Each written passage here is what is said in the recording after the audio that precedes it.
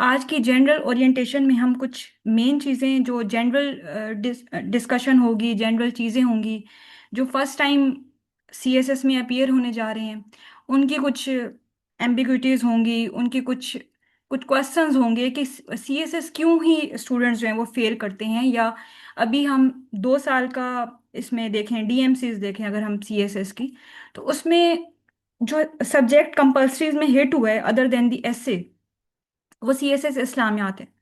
Even मैं आपको ये कहूंगी कि अगर आप सीएसएस 2025 की डीएमसीज देखें तो बहुत से कैंडिडेट्स ने ऐसे भी पास किया हुआ है, बट उनके इस्लामियात में थर्टीज की लाइन में मार्क्स हैं। ठीक है, तो ऐसे क्या फैक्टर्स थे सीएसएस 2025 में, ऐसा क्या ट्विस्ट लेके आए एग्जामिनर कि बच्चों ने सीएसएस का इस्लामियात का पेपर फेल किया। ठीक है, अगर हम 2026 की पेपर की बात करते हैं तो वो पेपर आप लोगों के सामने होगा भी, मैं आज हम उसको डिस्कस भी करेंगे। बट उसमें भी आप देखिएगा कि उसने वही वाला पैटर्न फॉलो किया है जो 2025 के पेपर्स में आया था, और इवन थोड़ा सा डिफिकल्टी लेवल इस बार 2025 की निस्बत ज़्यादा था। 2025 का पेपर क्यों कैंडिडेट्स को मुश्किल लगा? क्योंकि आफ्टर 2012, मतलब 2012 के बाद से 2009, 10, 11 एंड 12 में सीएसएस इस्लामियात इसी तरह से हिट होता आ रहा था। ठीक है, सो इसलिए तब ये बड़ा इसकी एक हाइप थी कि मुश्किल सब्जेक्ट है, कैसे इसको प्रिपेयर किया जाए, क्योंकि क्वेश्चन जो थे वो कंटेम्प्ररी उसमें ज़्यादा पूछे जा रहे थे। वो जो एग्जामिनर है वो डिमांड क्या कर रहा था कि आपकी एक न्यूट्रल अप्रोच रहे और इस तरह की चीजें थी। ठीक है, तो अगर हम पास्ट पेपर एनालिसिस करें उससे 2012 से ऑनवर्ड्स पेपर सिंपल आते रहे हैं। जैसे उन्होंने पूछा कि अकीदा तौहीद क्या है, उसके असरात बता दें, या अकीदा रसालत, या अगर हम पॉलिटिकल सिस्टम की भी बात करते हैं तो वो थोड़े बहुत ना ऐसे क्वेश्चंस होते थे। ज़्यादातर मैनेजेबल क्वेश्चन पेपर होता था कि आप जो है वो ऐसे क्वेश्चंस को अवॉइड भी कर सकते थे। ठीक है, इज्तिहाद और इजमा में क्या फ़र्क है, ये सिंपल से क्वेश्चंस हैं। उसकी जो एप्लीकेशन थी यूनिवर्सल सिनेरियो में, वो उस तरह से एग्जामिनर नहीं डिमांड करता था। ठीक है, तो 2025 में एग्जामिनर ने सारा जो शिफ्ट है वो एक दो उस पे टॉपिक्स पे कर दिया, और उसमें क्रिटिकल एनालिसिस ज़्यादा था। तो जो स्टूडेंट्स वो पीछे वाला एक ट्रेंड फॉलो करते आ रहे थे पास पेपर एनालिसिस का, तो जिन्होंने वही फॉलो किया और उस तरह की बेसिक तैयारी की थी, उनका वो हिट हुआ था फिर। ठीक है, सो अब मैं आप लोगों को एक स्टार्ट में एक चीज़ क्लियर कर दी यहाँ पे कि हिट होने की सिर्फ ये वजह थी, ये वजह नहीं होती कि जो चीज़ें हैं वो बिल्कुल ही आउट ऑफ द बॉक्स आ जाएं और आप इसको मैनेज ना कर सकें।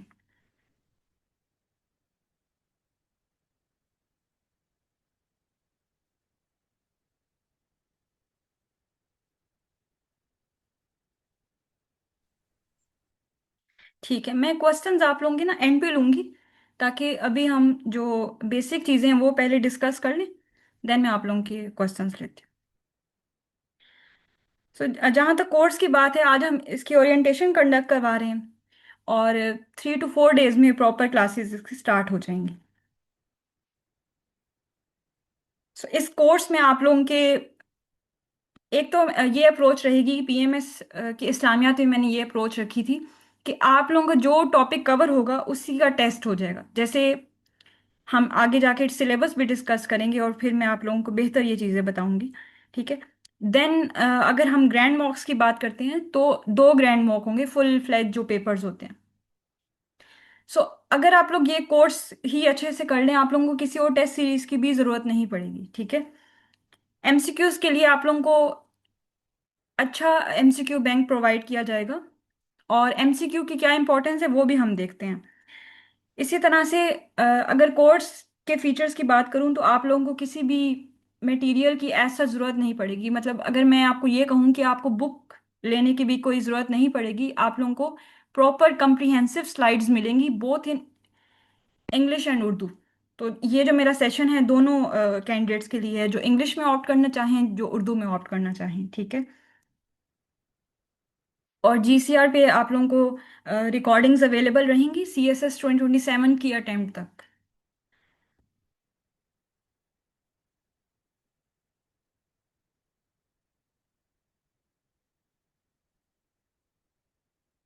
सो हम थोड़ा सा इसमें सिलेबस ब्रेकडाउन देखते हैं, और फिर वन बाय वन सारे टॉपिक्स की क्या इंपॉर्टेंस है, किस टॉपिक को, किस क्वेश्चन को किस तरह से आपने वेटेज देनी है, वो हम थोड़ा सा ब्रीफली डिस्कस करेंगे अब चीज़ों को। सो जो फर्स्ट चैप्टर है ना वो है introduction to Islam. Introduction to Islam एक बेसिस तो है ही इसकी, इस्लामियात के आपके कोर्स की, इस्लामिक स्टडीज के कोर्स की। येट इसकी इंपॉर्टेंस भी बहुत है, इससे बड़े इंपॉर्टेंट और क्रिटिकल क्वेश्चंस निकलते हैं। दूसरा, इसकी जो एप्लीकेबिलिटी है ओवरऑल सारे सब्जेक्ट्स में, सारे टॉपिक्स में, सारे चैप्टर्स में, वो बहुत रेलिवेंट है। ठीक है। आपने इस्लामियात को बुक से या फिर किसी किसी लाइन पढ़ के नहीं तैयार करना। मतलब अगर आपसे वो पूछ लेता है क्वेश्चन कि इस्लामिक सिविलाइजेशन का वेस्टर्न सिविलाइजेशन पे क्या असरात हैं, तो क्या वो चीज़ आपकी कंसेप्ट ऑफ इस्लाम या ये जो importance of Deen in human life इससे कवर नहीं होगा। या वो ये जो टॉपिक है difference between Deen and religion, आपने वो क्यों सिर्फ एक डिफरेंस क्रिएट करके इस टॉपिक को तैयार करना है, जब आपका कंट्रास्ट इतना अच्छा होगा कि रिलीजन में ऐसी क्या चीज़ें हैं और जो कि हमारे जो दीन है, दीन जो इस्लाम है उससे अलग करती हैं, ऐसे क्या पेक्युलर फीचर्स हैं दीन इस्लाम के। ठीक है, तो वो सब कुछ वही तो है जो इस्लामिक सिविलाइजेशन या वेस्टर्न सिविलाइजेशन के कंट्रास्ट में हम पढ़ते हैं। और सीएसएस और पीएमएस, ठीक है, पीएमएस का हवाला मैं इसलिए दे रही हूँ कि आप लोगों को, जैसे मैंने अभी कहा ना कि सीएसएस 2025 और सीएसएस 2026, ठीक है, इन दोनों के पेपर्स क्रिटिकली आए, इस तरह से क्रिटिकल थिंकिंग वाले थे। बट पीएमएस पंजाब की अगर हम बात करें तो उनके क्वेश्चंस, उनके क्वेश्चन पेपर अगर आप देखें सारे 2015 से ऑनवर्ड आप देख लें, वो सारे ही इस तरह के हैं। तो जब मैंने भी तैयारी की थी सीएसएस की, और मैं सीएसएस के बजाय पीएमएस के इस्लामियात के पेपर से मैंने सारी आउटलाइंस बनाई थी और सारा क्रिटिकल एनालिसिस किया था। और 2009 से लेकर 2012 तक जो सीएसएस के पेपर हैं, ठीक है, उनके जो क्वेश्चंस हैं वो मैंने उनकी आउटलाइन प्रैक्टिस की थी। तो ये जब आप चीज़ें करते हैं तो अगर मुश्किल से मुश्किल चीज़ भी एग्जामिनर आपसे पूछ लेते हैं ना, आपके यहाँ पे आपका अच्छा होल्ड है तो आप लोग इसको अटेम्प्ट कर लेंगे। सो हर चीज़ लर्निंग से आ जाती है। अगर आप क्रैम करेंगे किसी चीज़ को, रोट लर्निंग करेंगे, वो आपको कहीं भी फायदा नहीं देगी। अगर हम 2025 का ओवरऑल सीएसएस का एनालिसिस करें, ये सॉरी 2026 की जो जिन कैंडिडेट्स ने अटेम्प्ट दी है, तो आप लोगों ने देखा होगा ना कि ना सिर्फ इस्लामियात बल्कि हर पेपर आप उठा के देख लें, चाहे वो क्रिमिनोलॉजी का पेपर है, चाहे वो जेंडर स्टडीज का पेपर है, यूरोपियन हिस्ट्री का पेपर है, ठीक है, पब्लिक एड का पेपर है, कोई भी ऑप्शन आप उठा के देख लें, आपसे वो उन्होंने क्रिटिकल एनालिसिस वाले क्वेश्चंस किए हैं। अगर कोई कहता था ना कि पास्ट पेपर एनालिसिस कर लें फिर आप देख लेंगे किस किस तरह की, तो क्रिमिनोलॉजी वालों का आप लोग फिर देखेंगे उन्होंने क्या फीडबैक दिया। जिनकी अच्छी तैयारी थी उनका तो पेपर अच्छा हुआ, लेकिन कुछ स्टूडेंट्स हैं वो बिल्कुल ब्लैंक बैठे रहे वहां पे, जिन्होंने आउट ऑफ द बॉक्स जाके तैयारी नहीं की। तो अब सीएसएस का ओवरऑल ट्रेंड भी इस तरह से चेंज हो रहा है।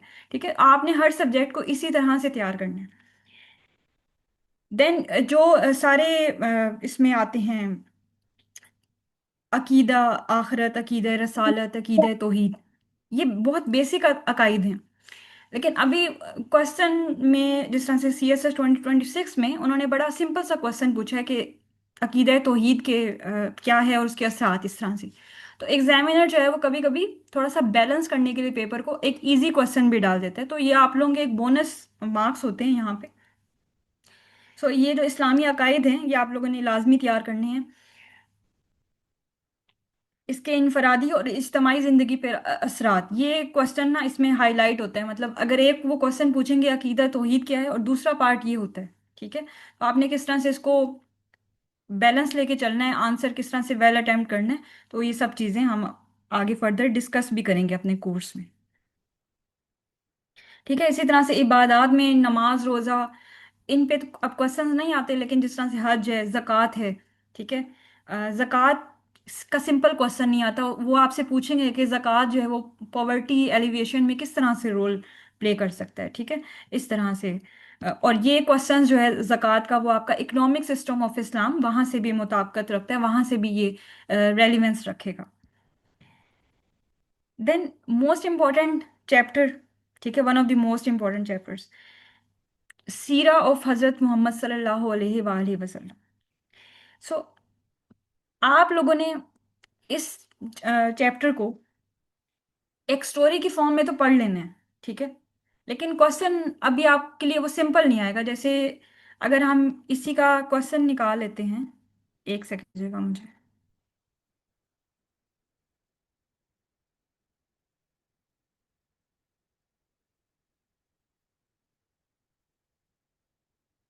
ठीक है, ये 2025 का क्वेश्चन पेपर है, CSS 2025 का। हजरत मोहम्मद सल्लल्लाहु अलैहि वसल्लम वाला ये चैप्टर है, समाजी अमन के क़याम में मकारिम इखलाक की क्या अहमियत है। इस पस मंज़र में रसूलुल्लाह सल्लल्लाहु अलैहि वसल्लम के ने मकारिम इखलाक की तकमील किस तरह की। ठीक है, what is the importance of noble morals. तो हजरत मोहम्मद सल्लल्लाहु अलैहि वसल्लम का जो इखलाकी पहलू है और जो उनकी इखलाकियात थी, उस पे क्वेश्चन ये किस तरह से उन्होंने पूछा हुआ है, और उन्होंने ये किस तरह से इनकी तकमील की। ठीक है, एक ये इसमें डायमेंशन निकलती है। दूसरा आप क्वेश्चन देखिएगा यहाँ पे, सॉरी ये नहीं, ये वाला। ठीक है, क्वेश्चन नंबर 5, अहद नबी में क़याम अमन के लिए जो मुआहिदात हुए उनके फरीकैन का तयन करते हुए उनके मंदरजात को जेर बहस लाएं। तो हजरत मोहम्मद सल्लल्लाहु अलैहि वसल्लम की लाइफ से ही ये लिया गया है, उनके पीरियड से ही ये लिया गया है। लेकिन पीस एग्रीमेंट्स जो किए, ठीक है, उसमें डिफरेंट जो पार्टीज थी उनको डिस्कस करने का कहा गया। फिर ये देखें, discuss religious tolerance in the context of post prophetic Muslim history. ठीक है, तो आपने अगर हजरत मोहम्मद सल्लल्लाहु अलैहि वसल्लम की जिंदगी और उनके बाद जो खुलफाए राशिदीन आए उनका अच्छे से एनालिसिस किया होगा, अच्छे से उन चीज़ों को स्टडी किया हुआ है, तो ये क्वेश्चंस मुश्किल नहीं थे। ये CSS 2025 की बात बता रही हूँ। मैंने मल्टीपल DMCs देखी, ठीक है, उसमें कैंडिडेट्स के ऐसे भी पास है, प्रेसी भी पास है, लेकिन इसमें 31 मार्क्स है, किसी के 33 मार्क्स है, किसी के 37। और 2026 में ये थोड़ा सा इसमें आप देखेंगे, हालांकि मुश्किल नहीं था पेपर, बट जिन्होंने अच्छे से तैयारी नहीं की होगी उसमें भी ये हिट होगा।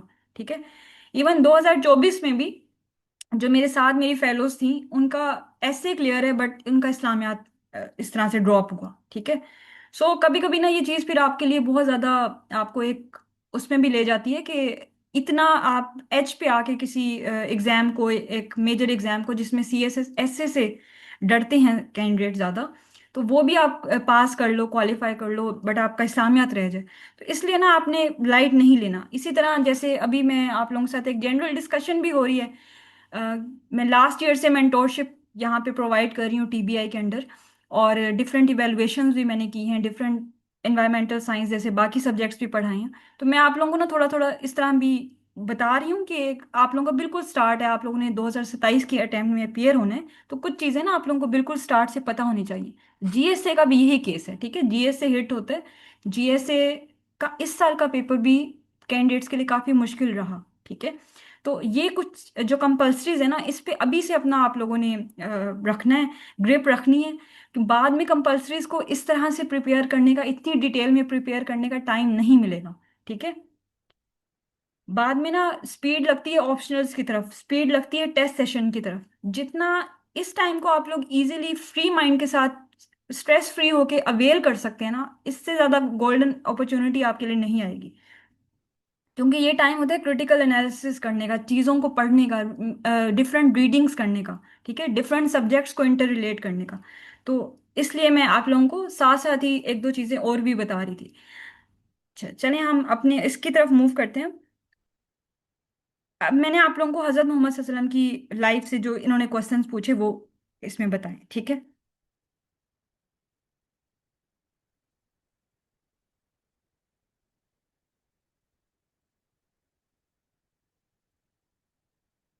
ठीक है। अब ये जो क्वेश्चन थे ना, अभी मैं आप लोगों को एक और चीज़ भी बताती हूँ। अगर हम पास्ट पेपर एनालिसिस का करें जिक्र, 2016 में रिवाइज हुआ था CSS का सिलेबस, तो इसलिए जो कहा जाता है ना कि आप पास्ट पेपर एनालिसिस भी करें, तो हम कहते हैं कि 2016 से ऑनवर्ड्स किया करें। उस टाइम पे एक वो टोटली FPSC ने चेंज किए थे काफ़ी टॉपिक्स, और नई डायमेंशन क्रिएट की थी। तो 2016 से लेकर 2022-23 के CSS इस्लामियात तक हजरत मोहम्मद सल्लल्लाहु अलैहि वसल्लम की लाइफ से क्वेश्चंस आते थे कि उनका रोल बताएं as a diplomat, as an educator, as an military strategist, ठीक है, as an as a peacemaker. तो जो कैंडिडेट्स थे वो ज़्यादातर इन्हीं चीज़ों पे इस तरह से ही एक क्रैम लर्निंग या उनके जो भी थे वो याद करके चले जाते थे। अब 2025 के क्वेश्चंस मैंने आपको बता दिए कि किस तरह से उसने डायमेंशंस यही हैं, डोमेन्स यही हैं, लेकिन किस तरह से उन्होंने थोड़ा सा मोल्ड करके दिए। अगर आपने मिलिट्री स्ट्रेटेजिस्ट को अच्छे से तैयार किया होगा हजरत मोहम्मद सल्लल्लाहु अलैहि वसल्लम ने, तो इसी में आते हैं वो पीस एग्रीमेंट सारे। ठीक है, जो हजरत मोहम्मद सल्लल्लाहु अलैहि वसल्लम ने मुआहदे कराए, सुलह हुदैबिया का आपको आपको याद है, ठीक है, मिसाक मदीना का आपको पता है, तो ये यही से चीजें कवर होती हैं।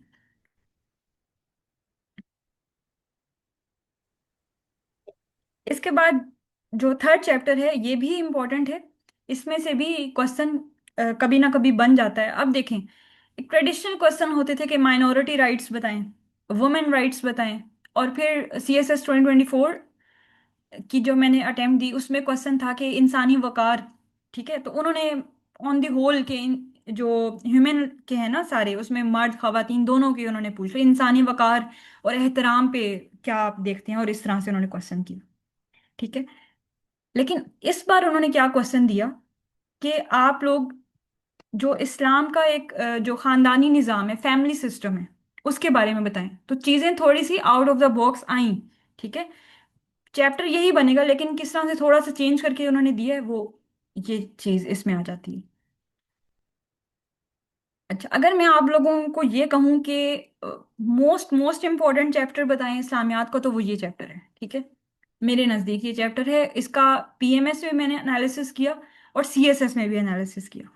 इसमें बहुत सी ऐसी डोमेन्स निकलती हैं जो कि आप लोगों के चैप्टर नंबर 6 जो आगे आएगा खुलफाए राशिदीन वाला, और जो चैप्टर नंबर 7 है इस्लामिक कोड ऑफ लाइफ, ठीक है, उससे रेलिवेंट है। और चैप्टर 1 जो अभी मैंने आपको कहा था इंट्रोडक्शन टू इस्लाम, उससे रेलिवेंट है। क्वेश्चन यहाँ पे जिस तरह से इन्होंने दिया हुआ है कि role of civilization in, sorry ये चैप्टर 4 है, मैं इसकी बात कर रही हूँ। ठीक है, हम चैप्टर 4 बाद में डिस्कस करते हैं। Impact of Islamic civilization on the West and vice versa. So question अभी आया हुआ था कि इस बार भी इस्लामिक सिविलाइजेशन के,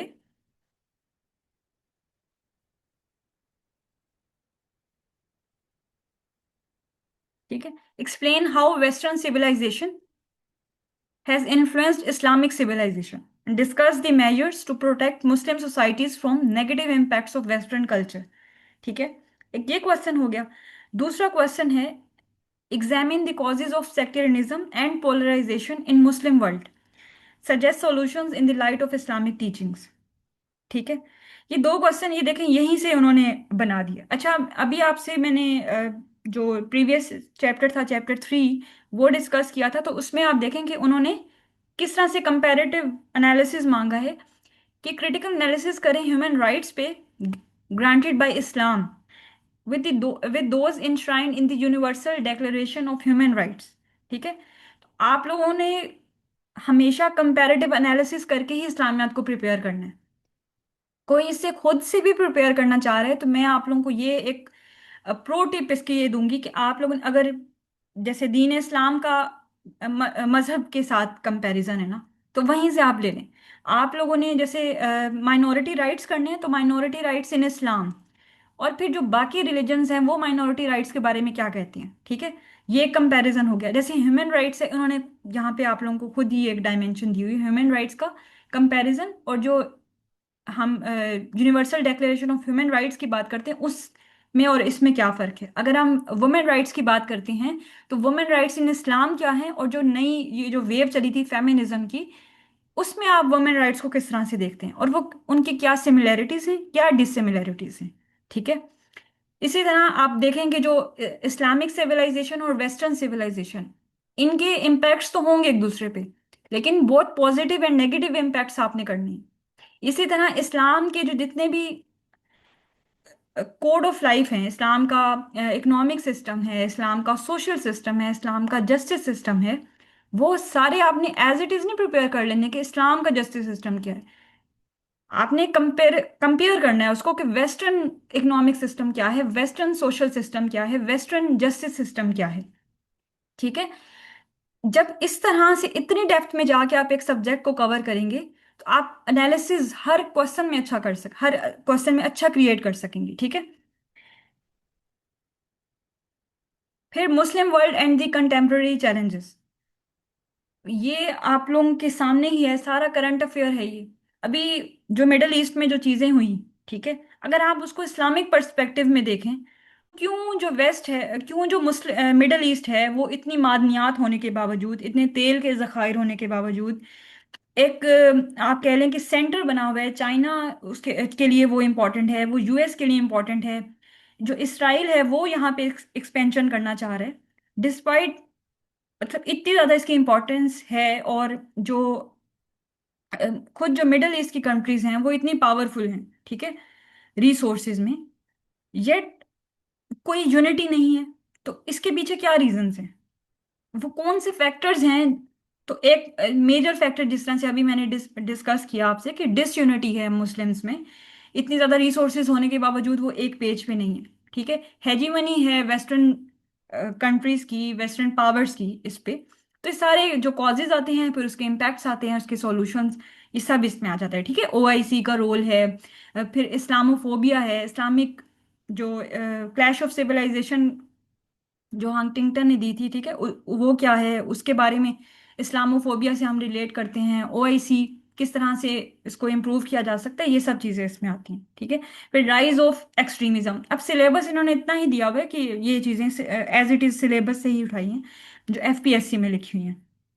बट एक्सट्रीमिज्म, जिस तरह से एक्सट्रीमिज्म होता है ना, कि आपके दिमाग में जो चीजें हैं, जो दिमाग में ऐसे व्यूज हैं कि आप अपने ही व्यूज को सिर्फ सही माने, ठीक है, और इतने रिजिड हैं आप कि आप किसी और व्यूज को बर्दाश्त नहीं करते।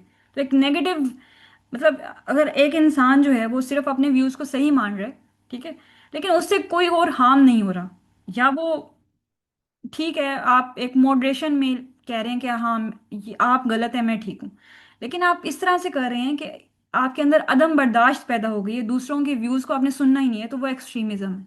अब एक्सट्रीमिज्म आपके माइंड में है, ठीक है। एक्सट्रीमिज्म की जो प्रैक्टिकल जो हमें चीज मिलती है देखने को, वो होती है टेररिज्म, ठीक है।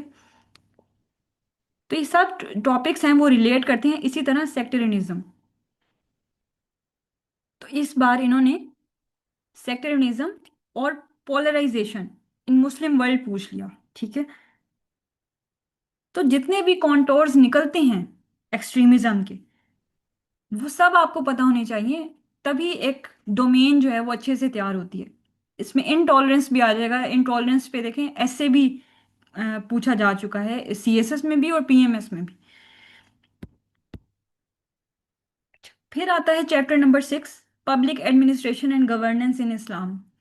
जो मोस्टली कैंडिडेट्स हैं वो इस चैप्टर को स्किप कर देते हैं कि ये चैप्टर बहुत लेंथी है, लेकिन और यही सबसे बड़ी गलती होती है यहाँ पे, क्योंकि यहाँ से बहुत अच्छे क्वेश्चंस बनते हैं, बहुत अच्छे इस तरह के क्वेश्चंस बनते हैं कि उन पे इजीली आप लोग क्रिटिकल एनालिसिस कर सकते हैं, ठीक है। अभी मैं आपको बताती भी हूँ कि किस तरह से, और हम एक शॉर्ट टॉपिक भी डिस्कस करेंगे।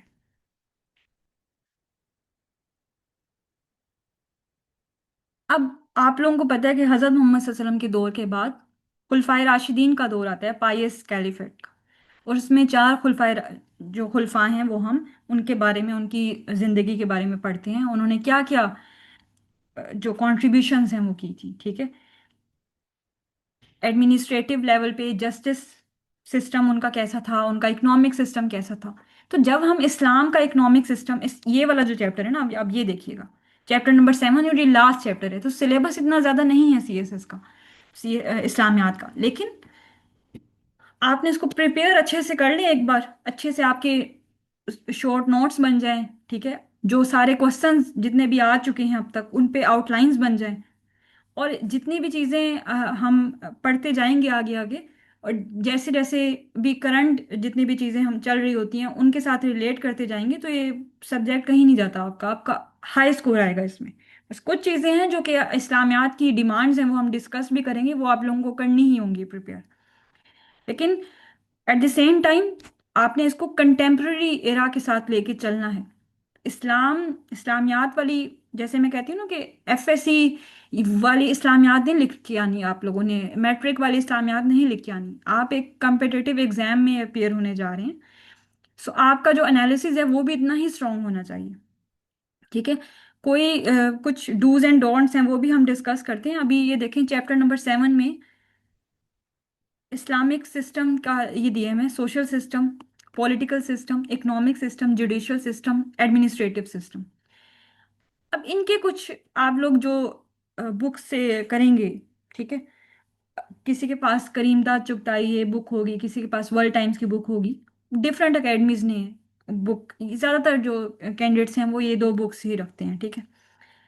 अब उन्होंने यहाँ पे दिए होंगे सोशल सिस्टम ऑफ इस्लाम और इसके क्या फीचर्स हैं, इस्लाम का जो फैमिली सिस्टम है वो क्या है, मैरिज सिस्टम इस्लाम ने दिया हुआ है, ठीक है, हमसायों के हकूक, ये इस तरह की बेसिक चीज़ें होंगी। पॉलिटिकल सिस्टम में इस तरह से चीज़ें होंगी, इकोनॉमिक सिस्टम में। आपका ये क्वेश्चन अच्छा तैयार कब होगा, जब आप इसको इस चैप्टर के साथ रिलेट करेंगे कि हजरत उमर के दौर में इकोनॉमिक सिस्टम, हजरत अबू बकर सिद्दीक के दौर में इकोनॉमिक सिस्टम किस तरह से उन्होंने जक़ात के सिस्टम को कहा कि जो जक़ात अदा नहीं करेंगे उनके खिलाफ जंग का उन्होंने ऐलान किया, ठीक है। फिर अगर हम जस्टिस सिस्टम की बात करेंगे, हम अगर खुलफाए राशिदीन का हवाला नहीं देंगे, उनकी लाइफ का एनालिसिस नहीं करेंगे, तो हम ये क्वेश्चंस अच्छे से नहीं कर सकते इसको अटेम्प्ट, ठीक है। ये जो कैंडिडेट्स गलती करते हैं वो यही करते हैं कि हिस्टोरिकल रेफरेंसेस वो नहीं शामिल करते। कुरान एंड हदीस के रेफरेंस तो बहुत ज़रूरी हैं, वो आपने देने हैं, लेकिन उनको एज इट इज़ नहीं दे लेना कि बस आपने एक बात आपने कर दी और आपने हदीस लिख दी। थोड़ा सा तो ऐसा लगे ना कि आपका इन डेप्थ आपकी आपकी स्टडी है इसमें, इस सब्जेक्ट पे आपको, या आपने इस्लामियात को वाकई में प्रिपेयर किया है। तो ये सब चीज़ें अगर आपने की होंगी तो आपकी राइटिंग में भी झलकेंगी, आपका रिटर्न एक्सप्रेशन भी इसमें अच्छा होगा, ठीक है। रिटर्न एक्सप्रेशन ये नहीं है कि आपने मुश्किल उर्दू, अगर उर्दू में ऑप्ट करें, या मुश्किल इंग्लिश लिख दी, ये सब चीज़ें भी इसमें शामिल जाती हैं कि आप किस तरह से उसको एनालाइज कर रहे हैं क्रिटिकली, जो कंपैरिजन है वो क्रिएट करके दे रहे हैं।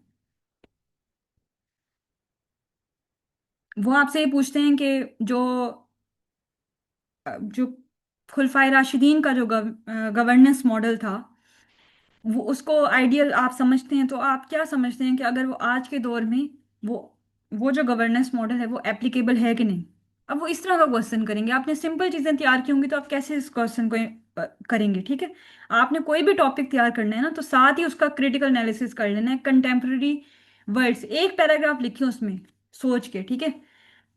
उसमें ये सब चीज़ें मैं अपने कोर्स में कराऊंगी, लेकिन मैं उन लोगों को कह रही हूँ कि देखें, जो भी आप लोग सब्जेक्ट पढ़ रहे हो ना किसी भी टीचर से, तो ये नहीं करना, क्योंकि आप सीएसएस कर रहे हैं तो ये नहीं करना आपने सारी चीज़ उनके हाथ में दे देनी है, वो करेंगे अपना काम। लेकिन आप एज अ सीएसएस कैंडिडेट, आपके खुद का जो विजन है, जो चीज़ों को सोचने का विजन है, वो क्लियर होना चाहिए, वो ब्रॉड होना चाहिए, ठीक है। जिस तरह से आप एक ऐसे को प्रिपेयर करते हैं ना, ऐसे ही हर सब्जेक्ट को करें। टीचर आपको गाइड करेगा, वो 100% भी गाइड कर देगा, लेकिन लिख के आप आएंगे, कुछ अलग से चीज़ आ जाएगी, उसको कैसे आप करेंगे जब तक आप उसकी खुद से ब्रेन स्टॉर्मिंग नहीं करते, ठीक है। ये सब हम क्वेश्चंस प्रैक्टिस करेंगे, बट आप लोगों ने भी हर जो जब भी आप पढ़ेंगे कुछ भी, तो इस तरह से आपने अपने माइंड को थोड़ा सा अलग करके आउट ऑफ द बॉक्स जाके सोचना है। फिर ये जो चैप्टर क्वेश्चन है, सिस्टम ऑफ अकाउंटेबिलिटी इन इस्लाम, ये इस साल भी आया था, ठीक है। तो ये भी इम्पोर्टेंट है। और ये आप कहाँ से करते हैं, इस्लाम में करेंगे और फिर पाकिस्तान के साथ इसकी रेलिवेंस क्रिएट करेंगे।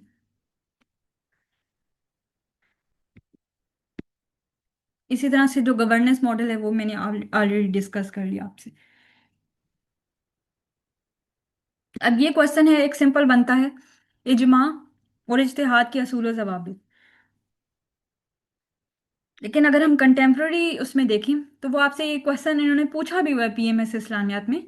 अभी सीएसएस में चूंकि अभी 2 ही साल में इस तरह की दोबारा से ट्रेंड शुरू हुआ है, तो आगे आने वाले साल में ये इसी तरह के क्वेश्चंस पूछेंगे, बट मैं पीएमएस की क्योंकि ज़्यादा क्रिटिकल आते रहे हैं क्वेश्चंस बैक टू बैक 5-6 साल से, तो मैं आप लोगों को वहाँ का भी एक क्वेश्चन बता रही हूँ यहाँ से पे कि इजमा और इज्तिहाद का उन्होंने पूछा कि इजमा जो है वो पाकिस्तान में, अगर हम पार्लियामेंट कोई फैसला देती है, ठीक है, कोई इनका कंसेंसस होता है, तो क्या उसको लीगल या इस्लामिक हैसियत हासिल है, क्या वो इस्लाम के नज़दीक, ठीक है, जायज़ है कि नहीं, इस तरह से लीगल है कि नहीं, वो उन्होंने पूछा हुआ है।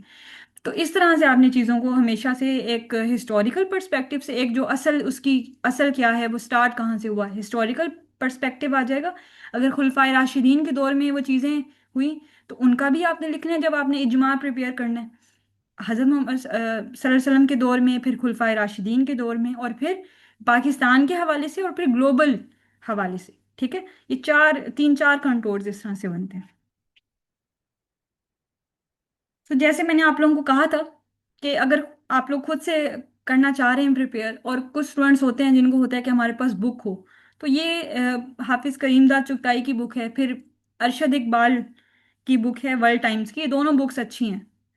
लेकिन जब एक दो सोर्सेज सारे कैंडिडेट्स के पास हो ना, और आप एक जैसा लिख के आ रहे हो, तो यहाँ पे भी काम खराब होता है आप लोगों का। ये सी एस एस 2023 की जो एग्जामिनर, सी एस एस 2022 की लास्ट ईयर एग्जामिनर रिपोर्ट आई है, उसमें उन्होंने कंपल्सरीज की वो रिपोर्ट देते हैं। ठीक है, तो उन्होंने यही चीज़ लिखी हुई थी कि ना, ऐसा लगता है, ये एग्जामिनर के मैं वर्ड्स बता रही हूँ आपको।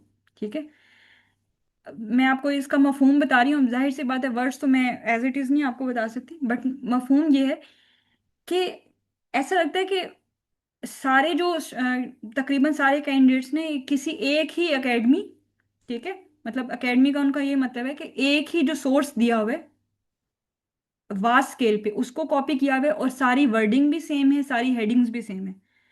तो जो बुक्स होती है ना इस तरह की, जो अगर आप 99% कैंडिडेट्स को देखें तो वही दो बुक्स ही चूज करते हैं।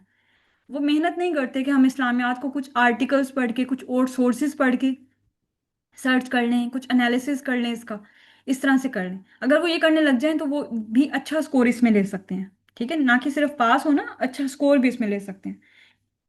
अल्टीमेटली तो आपका जो होगा हदफ, वो यही है ना कि आपने एलोकेशन आपकी होनी चाहिए। तो एक एक आपका जो स्कोर है, एक एक मार्क जो है वो मैटर कर रहा होता है इसमें। सो ये चीज़ करनी है।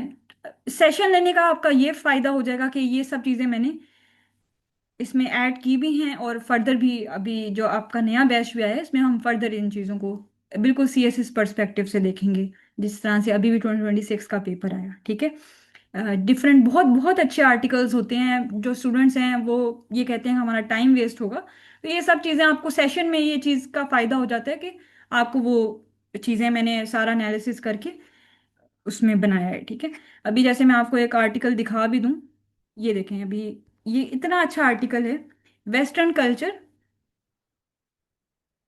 ठीक है, western culture and Muslim traditions, critical and analytical study.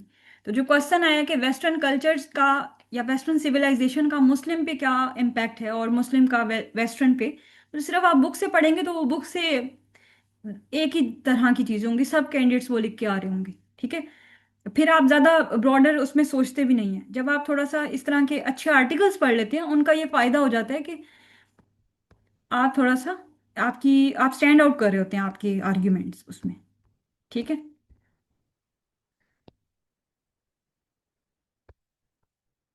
ये भी बहुत अच्छा सोर्स है अगर आप लोग कोई इसको पढ़ना चाहता है, रहीकुल मखतूम। ठीक है, तो ये बुक अगर कोई इंटरेस्टेड है कि उन, और ये समझते हैं कि हमने पढ़ना है इसको इस्लामियात को, तो ये बुक बहुत अच्छी है। ये सब चीज़ें हम डिस्कस भी कर चुके हैं, क्यों जो फेलियर रेशो है इसमें दोबारा से ज़्यादा हो गई है, क्रिटिकल एनालिसिस नहीं होता। अच्छा, फिर एक और चीज़ होती है कुरानिक वर्सेस एंड जो स्कॉलरली रेफरेंसेस हैं। बहुत से कैंडिडेट्स ने मुझसे पूछा, जो टेस्ट सेशन हमने कंडक्ट करवाया सी एस एस 2026 के लिए, कि हम हर चीज़ हम लिख कर आए लेकिन फिर भी स्कोर ज़्यादा नहीं आया। ठीक है, 2024 की उनकी अटेम्प्ट में। तो आप देखें कि कुरान का आप रेफरेंस दें, आप हदीस का भी दें, ये स्कॉलरली जो रेफरेंसेस होते हैं ना बुक के साथ, ये भी आपने देने होते हैं। और फिर एक और चीज़ होती है जो हिस्टोरिकल रेफरेंसेस मिसिंग होते हैं कैंडिडेट्स के पेपर में। तो यही कुछ है। फिर केस स्टडीज होती हैं, आपने जैसे मैंने अभी आपसे सारी वो ये गुफ्तगू, हमारी सारी डिस्कशन हुई है इस चीज़ पे कि आपने ग्लोबल पर्सपेक्टिव में भी इस्लाम को किस तरह से प्रोटेक्ट करना है, और इस्लाम इस्लाम का क्या पर्सपेक्टिव है। ठीक है, ये सब को ड्रॉ करना होता है जहां जहां जरूरत पड़ती है। फ्लो चार्ट्स और विजुअल एड्स, विजुअल एड्स आप समझते हैं, विजुअल एड्स यही होती है ना कि आप फ्लो चार्ट की फॉर्म में या किसी ग्राफ की फॉर्म में, अगर वो मुस्लिम वर्ल्ड का पूछ रहा है आपसे, ठीक है, मुस्लिम सिविलाइजेशन का पूछ रहा है, तो आप लोग उसमें मैप क्यों नहीं बना सकते।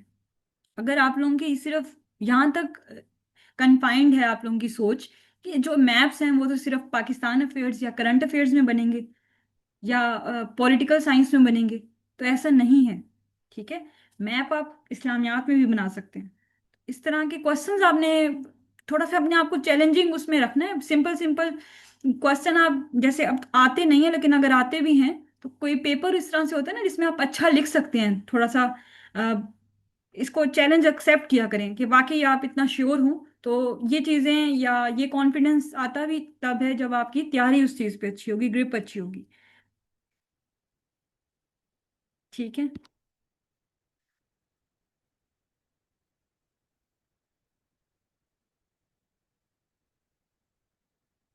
जैसे मैंने अभी आपको ये एग्जांपल दी थी कि डिस्कस, ये क्वेश्चन पास पेपर में आया हुआ है, discuss the concept of social system in Islam, social justice in Islam in the light of Quran and सुन्ना। ठीक है, तो अगर आपने सिर्फ सोशल जस्टिस को, ज़कात की इंपॉर्टेंस के बारे में आप लिखा है, ठीक है, लेकिन एक जो कैंडिडेट है जिसने ये सब चीज़ एक्सप्लेन की, रिबा क्या है, रीडिस्ट्रीब्यूशन वेल्थ की किस तरह से होनी चाहिए, ठीक है, और फिर उसने एक कंपैरेटिव एनालिसिस भी बिल्ड कर दिया इस्लामिक सोशल जस्टिस सिस्टम का वेस्टर्न लिबरल मॉडल्स के साथ। ठीक है, तो क्या ये जो कैंडिडेट है और ये कैंडिडेट बराबर हो गया? नहीं। आप लोगों ने सेल्फ एक्सप्लेनेटरी हेडिंग्स किस तरह से बनानी है, किस तरह से एनालिसिस बिल्ड करना है, ये सब चीज़ें हम जो पेपर अटेम्प्टिंग टेक्निक्स हैं उसमें भी डिस्कस करेंगे।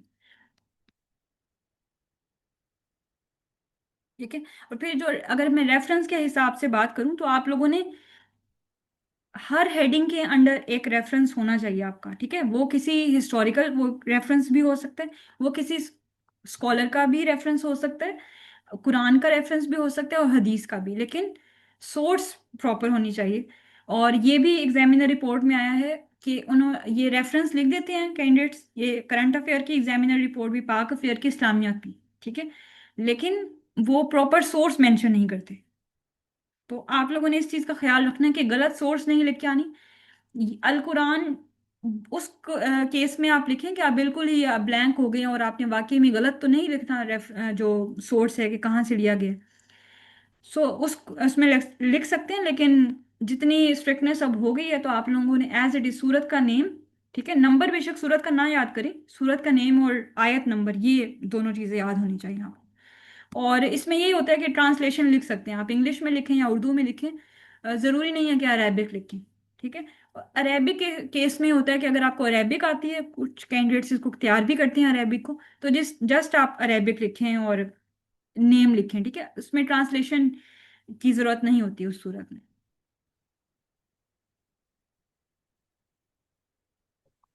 ठीक है, क्लियर और लॉजिकल फ्लो आपका होना चाहिए। कोई एक्सट्रीमिस्ट व्यूज आपने नहीं लिखने। आपके पेपर से ये नहीं दिखना चाहिए आप किसी एक पर्टिकुलर मसलक को ही प्रोटेक्ट कर रहे हैं, इस तरह की चीज नहीं झलकनी चाहिए। ठीक है, ये सब चीजें हमने डिस्कस की, इस्लामिक टीचिंग को किस तरह से मॉडर्न रियलिटीज के साथ कंपेयर करना है, और प्रैक्टिकल इम्प्लीकेशंस के साथ आपने अपना आंसर जो है तनकीदी जायजा, जिसे उर्दू में कहेंगे क्रिटिकल एनालिसिस इंग्लिश में, और उसके बाद आपका कंक्लूजन आता है। ठीक है, कंक्लूजन से पहले ये पैराग्राफ आ जाएगा। अगर उसने वैसे ही पूछा हुआ इसका तनकीदी जायजा करें, तो आपके हर हेडिंग में वो तनकीदी जायजा झलकना चाहिए, नजर आना चाहिए। ठीक है, आपने अलग से नहीं हेडिंग बनानी उसके लिए कि हर हेडिंग के अंदर एक तनकीदी जायजा की हेडिंग बना रहे हैं, इस तरह से नहीं।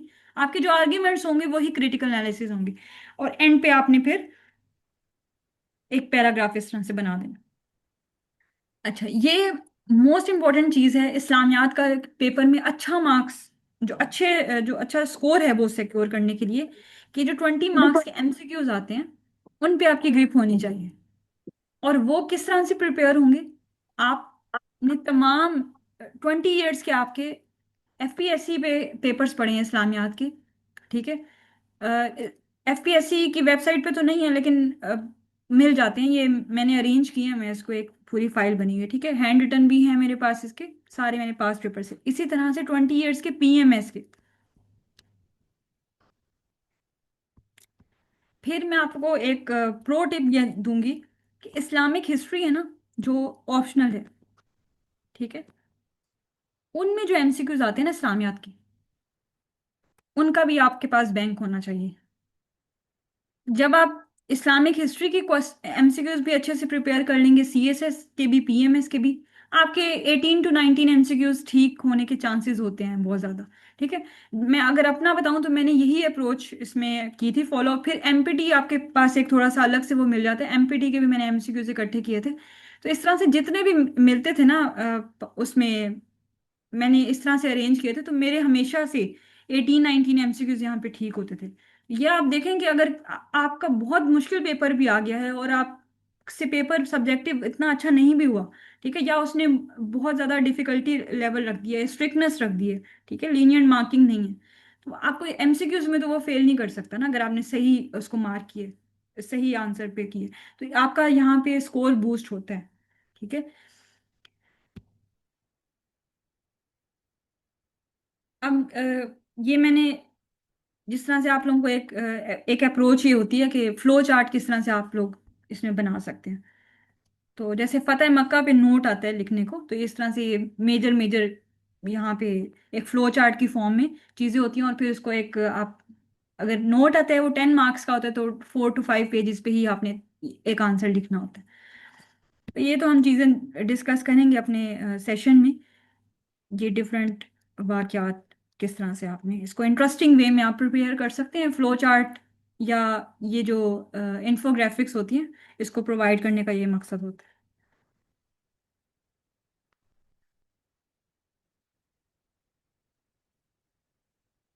आप लोगों के साथ मैंने सारे चैप्टर्स डिस्कस किए हैं जो सिलेबस है। अब ये देखें, यहाँ से ये क्वेश्चन हमने कर लिया डिस्कस। फिर नेक्स्ट क्वेश्चन आया है, फर्ज किफ़ाया से क्या मुराद है, इसके दीनी इसकी दीनी और समाजी अहमियत क्या है, मौजूदा दौर में कौन से अमूर फर्ज किफ़ाया के दायरे में शामिल तसव्वुर होते हैं।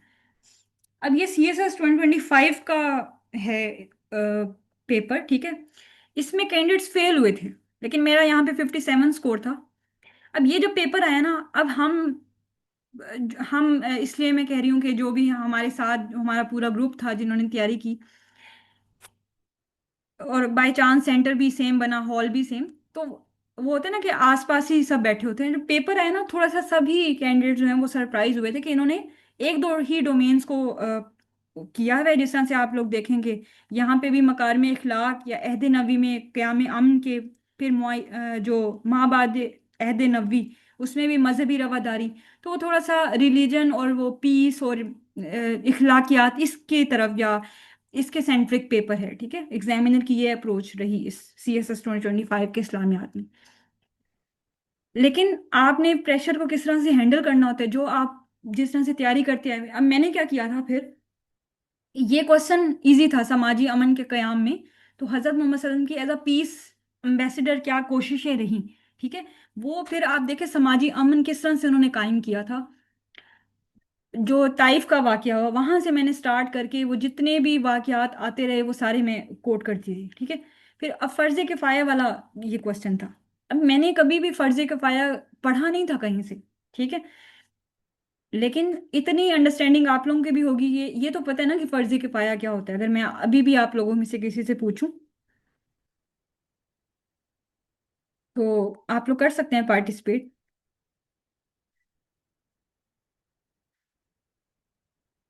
जी, कोई बताना चाहेगा?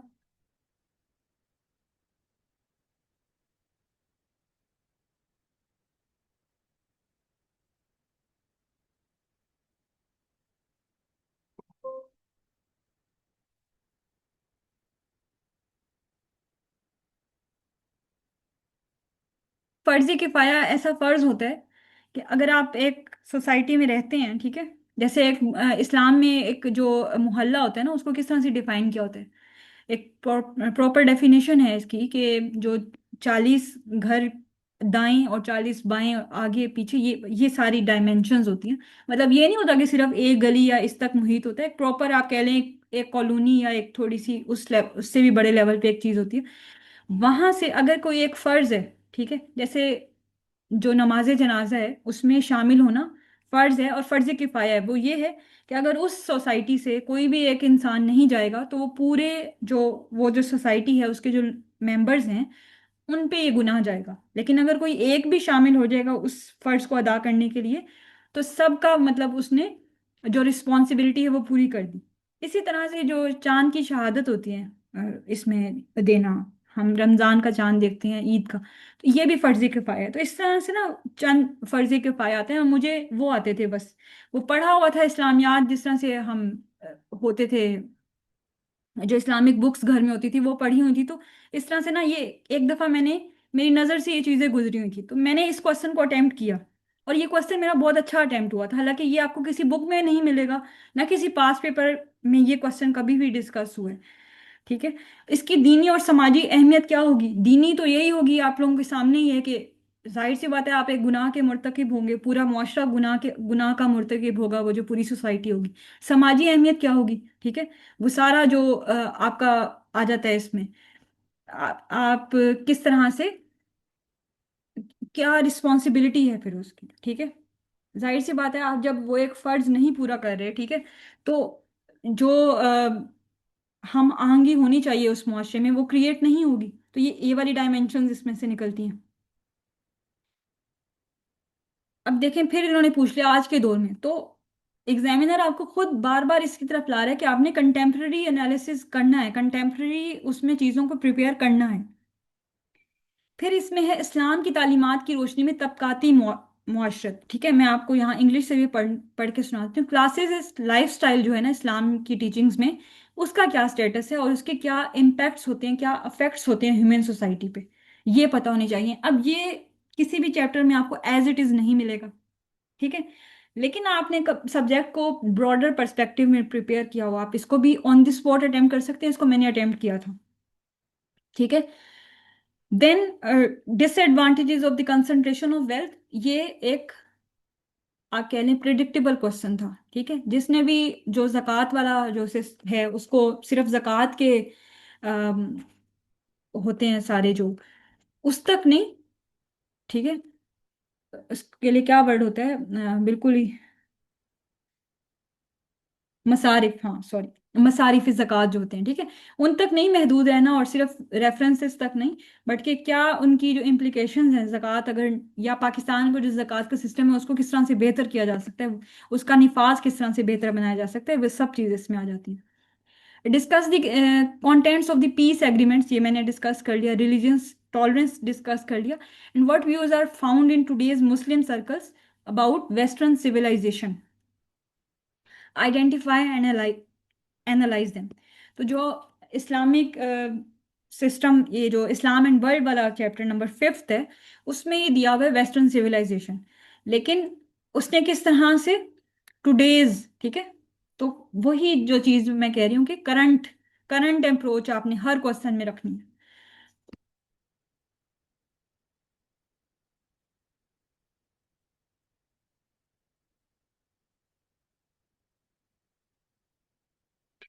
Explain how western civilization has influenced Islamic civilization and discuss the measures to protect Muslim societies from the negative impacts of Western culture। ठीक है, ये भी वही उसी वेस्टर्न सिविलाइजेशन और इस्लाम एंड वर्ल्ड वाले चैप्टर से है। फिर आप देखें कि what are the challenges of the institution of family and its role, तो ये जो सेकंड चैप्टर हमारा बनता है, ठीक है, और या आप लास्ट वाले उसमें ले जाएं Islamic code of life, social system of Islam, ठीक है, वहां से लिया गया है। तो एज इट इज वहां पे भी आपको नहीं मिलेगा किसी बुक से। तो इस तरह से आपने एनालिसिस प्रिपेयर करने हैं। Explain the concept of accountability in Islamic system, demonstrate with examples of खुलफाए राशिदीन, in this perspective set the highest standard. ठीक है। तो जो अकाउंटेबिलिटी वाला कंसेप्ट है सारा, आपने उसको 3-4 डोमेन्स में तैयार करना है कि जो अकाउंटेबिलिटी है वो वैसे है क्या। ठीक है।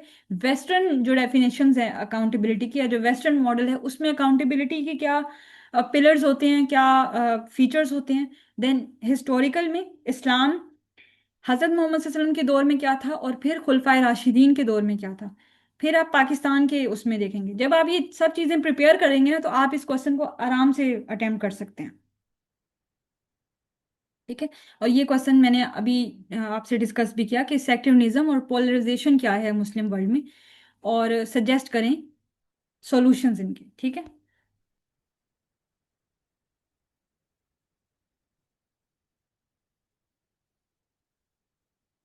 तो ये जो क्वेश्चन पेपर अभी हमने डिस्कस किया उसमें क्या नेचर और ट्रेंड ऑफ क्वेश्चन क्या था, कंपैरेटिव एनालिसिस डिमांड है एग्जामिनर की, Islam versus modern frameworks, ideological foundations of Pakistan, जिस तरह से यहाँ पे क्वेश्चन दिया हुआ है। भारत और कश्मीर में अहले इस्लाम के मौजूदा हालात को मद्देनजर रखते हुए दो कौमिया नजरिया की हक्कानियत और तकाज़ों को जेर बहस लाएं। अब ये जो क्वेश्चन है ना, आप लोग कहेंगे कि ये क्वेश्चन आ गया तो पूरा जो पेपर है ना वो तो बहुत ही अनप्रिडिक्टेबल था और इसको अटेम्प्ट ही नहीं कर सकते हम। फिर जब आपने सीएसएस को as a whole, current affairs, SA, Pak affairs, ये सब चीज़ों पे आपको अबूर हासिल है ना, और आपने तैयारी वाकई में, जिस तरह से मैंने कहा कि हर सब्जेक्ट को इस तरह से ही प्रिपेयर करना है, तो आप इस क्वेश्चन को भी इजीली प्रिपेयर कर सकते हैं। हम इसका जब आउटलाइन हम ब्रेक डाउन करेंगे चीज़ों को, ये सारी चीज़ें हम डिस्कस करेंगे। कहने का मकसद ये है कि अभी जो कैंडिडेट्स नहीं करके गए थे वो ये क्वेश्चन इजीली स्किप कर सकते थे क्योंकि चॉइस तो है यहाँ पे, और बाकी क्वेश्चन सारे ही आपके सिलेबस से हैं। वो बेशक डायरेक्ट नहीं है लेकिन हैं तो सिलेबस से, लेकिन अब आपको ये एक और डायमेंशन मिल गई, करंट अफेयर्स से भी इस तरह का क्वेश्चन इस्लामियात के हवाले से करके वो लिंक करके दे सकते हैं। आपने तैयार रहना है इस चीज के लिए, ठीक है।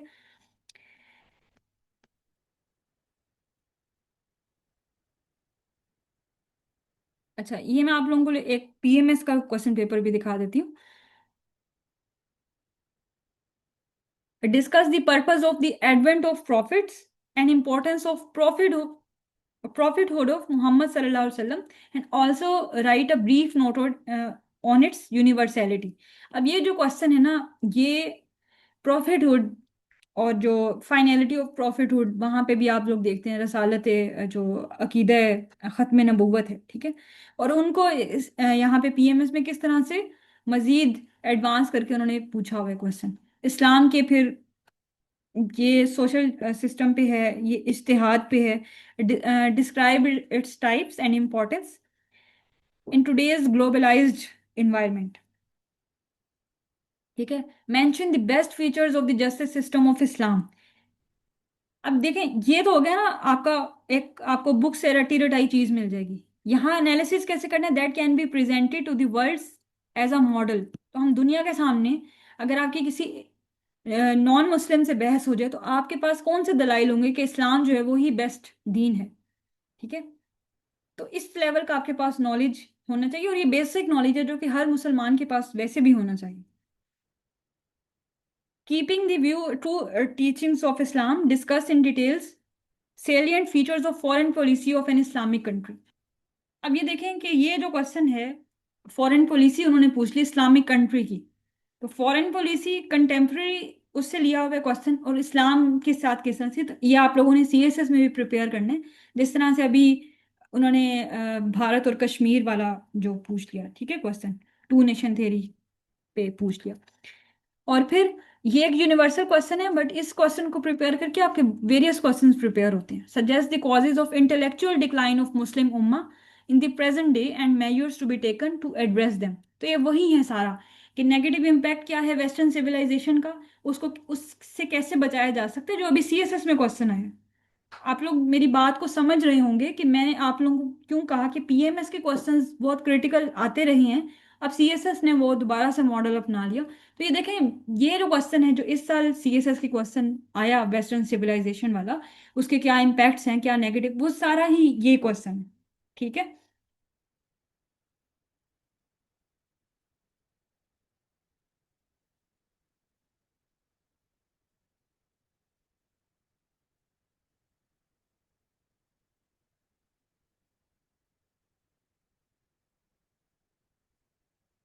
ये सब वो चीज़ें हैं कि रीजंस क्या हैं सेक्टेरियनिज्म के, और फिर आपके पास सारी जो रिपोर्ट्स होती हैं मॉडर्न, और क्या पूरी हिस्ट्री होती है, वो उस पे ग्रिप होनी चाहिए, तभी आप इस तरह के क्वेश्चंस अच्छे से प्रिपेयर कर सकते हैं। क्या रीजंस क्या रही, उसके कॉजेज क्या रहे, ठीक है, सॉरी, इम्पैक्ट्स क्या रहे, और फिर सॉल्यूशंस क्या होते हैं,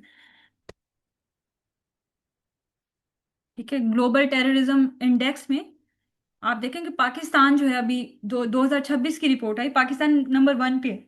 तो आपको ये इस तरह के इंडेक्स आप लिखेंगे ये भी स्टैटिस्टिक्स जो होता है ये इम्पोर्टेंट होता है।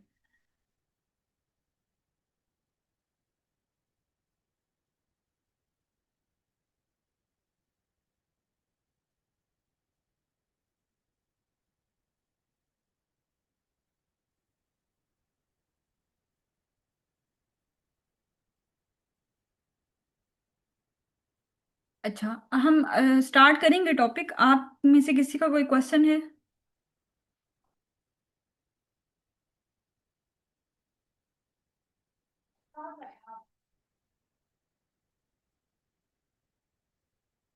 जी, किसी का कोई क्वेश्चन है, फिर हम स्टार्ट करें टॉपिक।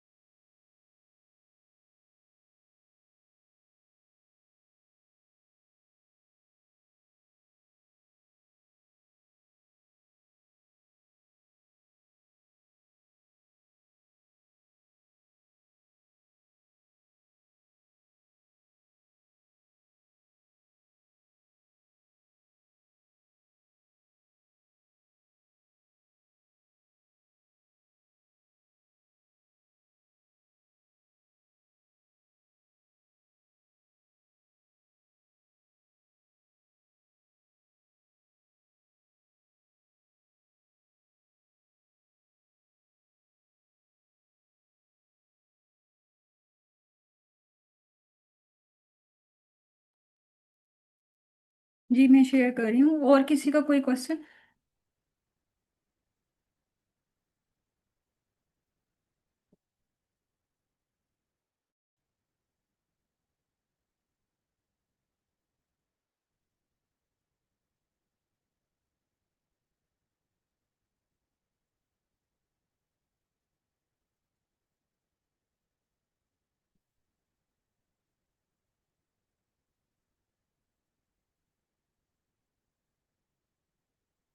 एक सेकंड दीजिएगा, ये ओपन हो जाएगा।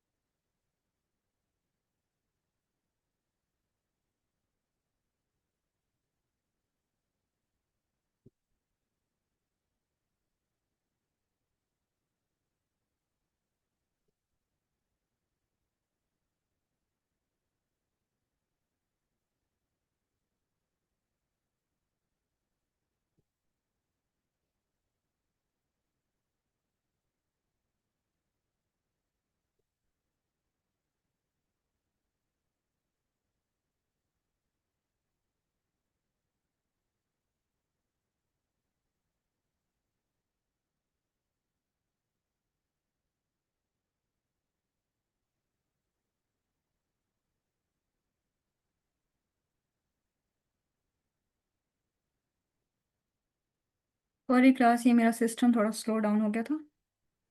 एक सेकंड। अच्छा, आप लोगों के साथ अब स्क्रीन शेयर हो रही है?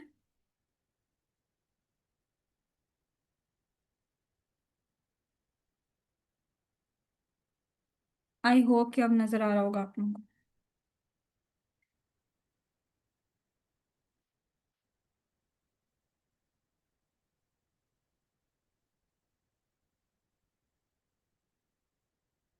अच्छा, ये जैसे आपका फर्स्ट चैप्टर है, कंसेप्ट ऑफ इस्लाम। ये फर्स्ट जो स्लाइड थी वो मैंने बोथ इंग्लिश और उर्दू में बनाई थी। लेकिन जो बाकी आगे टॉपिक्स हैं उसमें उर्दू की सेपरेट स्लाइड्स हैं और इंग्लिश की सेपरेट स्लाइड्स हैं। ठीक है।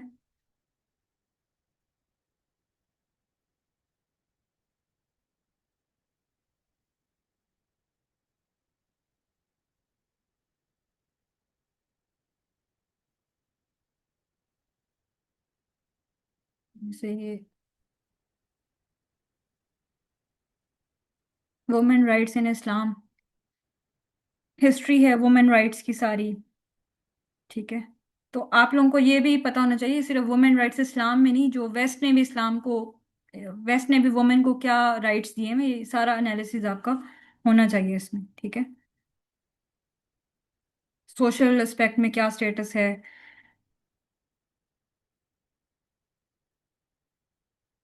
इकोनॉमिक राइट्स क्या हैं वुमेन के।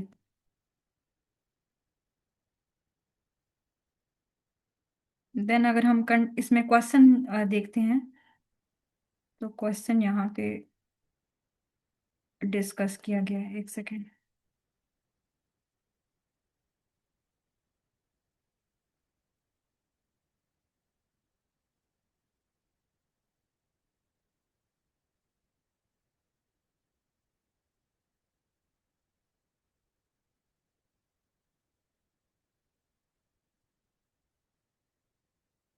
करंट वेव ऑफ फेमिनिज्म से क्या कन्वर्जेंस है वुमेन राइट्स की, और फिर इसी तरह से क्या डाइवर्जेंस है वुमेन राइट्स की करंट वेव ऑफ फेमिनिज्म से। ठीक है।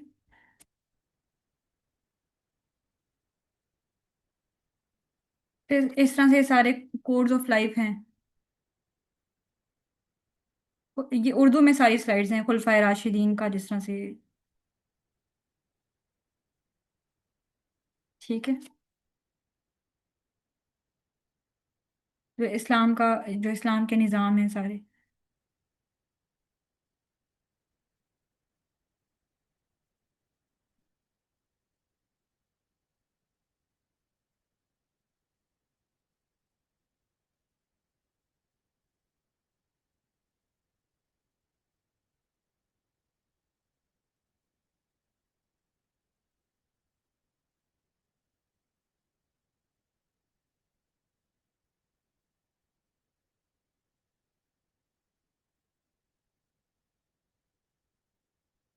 तो मैं आपको अपना एक अटेम्प्टेड क्वेश्चन भी इसमें दिखाती हूँ।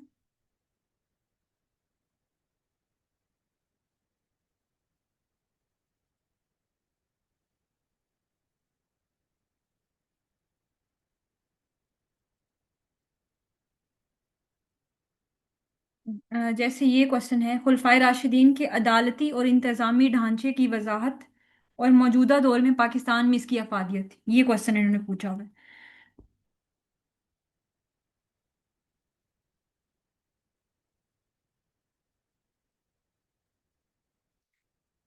सकलैन, ये सेशन CSS 2027 के लिए ही है। अभी CSS 2027 ही आएगा, और कोई एग्जाम तो अभी नजदीक नहीं है। आई थिंक आपने इसका वो नहीं देखा सही से। जो पोस्टर है जहां से आप आए हैं, ये देखें, CSS 2027 यहाँ पे क्लियरली मेंशन है। ठीक है। सेशन जो है वो प्रॉपर वो 3 to 4 डेज में स्टार्ट करेंगे।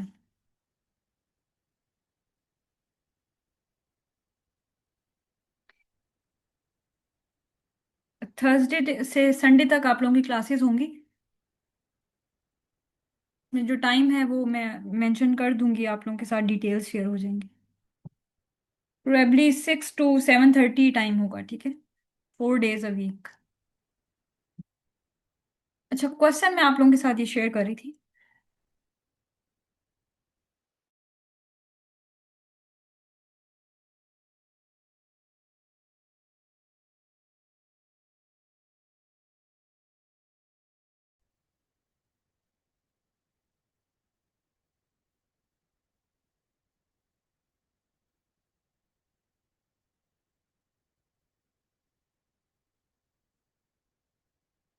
ये जो नंबर ऑफ लेक्चर्स हैं आपके, ये 20 बन जाते हैं अराउंड। ठीक है। 18 to 20 लेक्चर्स होते हैं।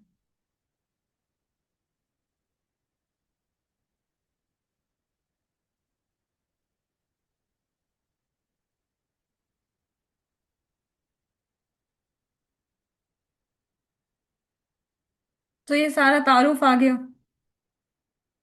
खुलफाए राशिदीन का। जो अभी इन्होंने पूछा हुआ है, क्या क्वेश्चन इन्होंने ब्रेक डाउन करने का कहा है, खुलफाए राशिदीन का अदालती और निज़ामी जो इंतज़ामी ढांचा था। अदालती मींस जस्टिस सिस्टम, और इंतज़ामी मींस एडमिनिस्ट्रेटिव सिस्टम। ठीक है, उसकी वजाहत करें पहले ये का है। अब इसमें भी दो पार्ट हैं। ये फर्स्ट पार्ट बनेगा, और जो सेकंड पार्ट है वो एडमिनिस्ट्रेटिव जो सिस्टम है वो बनेगा। देन मौजूदा दौर में पाकिस्तान में इसकी इफादियत क्या है। ठीक है। अभी देखें, जो इंट्रोडक्शन भी लिखते हैं ना, वो आपका मिनी समरी होता है आपके पूरे आंसर की। तो इंट्रोडक्शन भी आपने इस तरह से लिखना है कि वो तो आपने चीजें डिस्कस करनी है, बट जो पाकिस्तान वाला पार्ट उन्होंने पूछा हुआ है, दौरे हाजिर में पाकिस्तान इस निज़ाम पर अमल करके इंसाफ की हुक्मरानी को यकीनी बना सकता है। मुआशरे में अदल और इंसाफ के जरिए एक मुसावी मुआशरा क्याम में आएगा। इसके अलावा इंतजामी निज़ाम पर अमल करके पाकिस्तान एक बेहतरीन इंतजामिया बनकर उभर सकता है। ठीक है, जो पाकिस्तान का इंतजामी निज़ाम। सो ये एक ब्रीफ से आपने सब चीजें मेंशन करनी होती हैं, जो इंट्रोडक्शन भी लिखना होता है।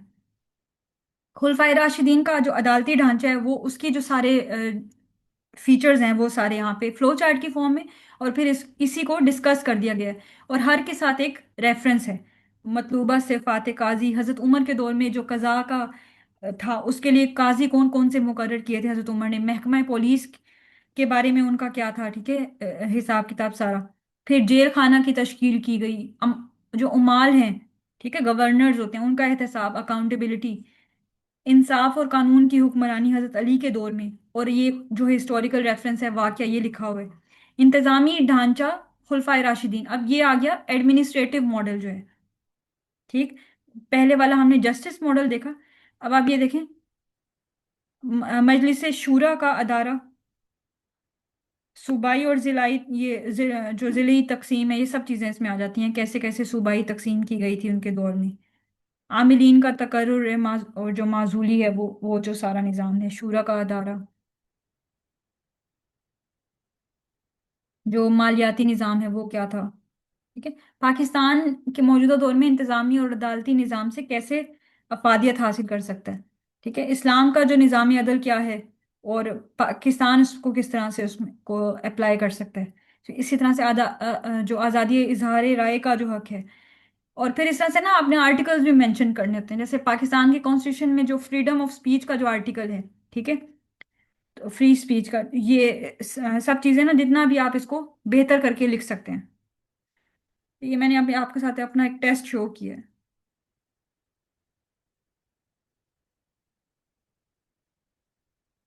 फिर ये क्वेश्चन है, अवाम और हुक्मरान तबके की बेहतरी के लिए सही रहनुमाई। और खुलफाए राशिदीन के दौर में भी हम की रोशनी में भी हम बताएंगे इसमें। ठीक है, तो ये जो खुलफाए राशिदीन ने क्या काम किए थे, और फिर ऑन दी होल, और फिर इंडिविजुअली हम इसको मेंशन करेंगे।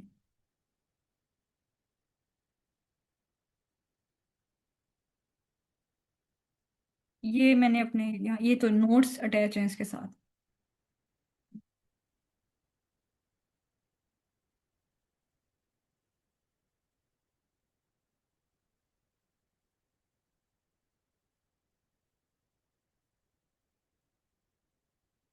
ठीक है, अभी हम एक ब्रीफ सा टॉपिक इसमें डिस्कस करते हैं कि अब जो, अगर आपसे क्वेश्चन ये आता है कि इस्लामिक सिविलाइजेशन का वेस्टर्न सिविलाइजेशन पे क्या असर है। अब ये एक ब्रॉडर डोमेन में क्वेश्चन प्रैक्टिस हमने करना है, और इसके जो वेरियस क्वेश्चंस निकलते हैं वो हमने ऑलरेडी डिस्कस किए हैं आज की क्लास में। लेकिन उनको कैसे अटेम्प्ट करेंगे वो हम फर्दर अपने सेशंस में देखते हैं। तो उसकी एक ना, मैं आपके साथ एक बेस डिस्कस करने जा रही हूँ कि इस्लामिक सिविलाइजेशन की जब हम बात करते हैं, तो इस्लामिक सिविलाइजेशन या जो इस्लामिक टेन्योर वो कहाँ से स्टार्ट होता है, आप लोगों के जहन में क्या आता है। अगर हम बात करें तो हम बात करेंगे हज़रत मोहम्मद सल्लल्लाहु अलैहि वसल्लम के दौर की। ठीक है, जब हज़रत मोहम्मद सल्लल्लाहु अलैहि वसल्लम, ये दौर नबूवत के बाद वाला जो सारा टाइम पीरियड हम देखते हैं, तो आपको पता है कि मुसलमानों की कई जो सिविलाइजेशंस थी, कई जो एम्पायर्स थे, उनके साथ मुसलमानों की जंगें होती रही थी। जैसे गजवा मोता जो है मुस्लिम, अ, इनकी किन के साथ हुई थी, बाइजेंटाइन एम्पायर के साथ हुई थी। फिर सैसनेड भी वहां पे थे, उनके साथ हुई। तो ये ज्यादातर जो सैसनीद हैं और जो बाइजेंटाइन हैं, उनके साथ ये होती रही। ठीक है, अरब की जितनी भी जंगें जारी रही।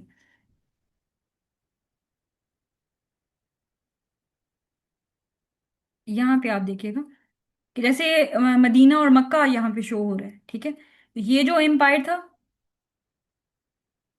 सारा, ये जो सेसेनियन एम्पायर से कहते हैं, सैसेनिड भी कहते हैं इनको, और ये जो बाइजेंटाइन एम्पायर है। अच्छा, जो बाइजेंटाइन है उसको हम ईस्टर्न रोम भी, इसको दूसरा नाम इसका दिया जाता है। जो वेस्टर्न रोम है ना, वो अलग। वो अभी मैं आपको यहाँ पे भी थोड़ी सी इसकी ब्रीफ हिस्ट्री बता देती हूँ कि जो डिवीजन थी, रोम एम्पायर है, जो रोमन एम्पायर है, उसकी डिवीजन है ईस्टर्न रोम और वेस्टर्न रोम में।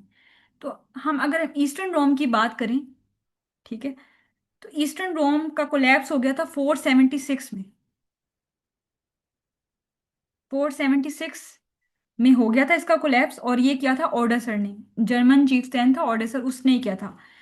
ही depose the last Roman emperor of the West, Romulus Augustulus इसका नेम था। तो हुआ क्या था कि जो हुन्स थे, जर्मन ट्राइब से, सैक्सन्स थे, जो एंग्लो सैक्सन एम्पायर भी हम कहते हैं इसको, तो इन्होंने अटैक किया था, और इसकी जो इन्वेजन स्टार्ट हो गई थी, और वेस्टर्न रोम का कोलैप्स हो गया। लेकिन जो ईस्टर्न रोम था, जिसको हम बाइजेंटाइन एम्पायर भी के नाम से भी जानते हैं, वो काफी देर तक उसने सस्टेन किया था, और उसका कोलैप्स हुआ था 1453 में। और ये किसने किया था 1453 में? जी, कौन बताएगा मुझे, आप लोगों में से पता होगा मोस्टली लोगों को।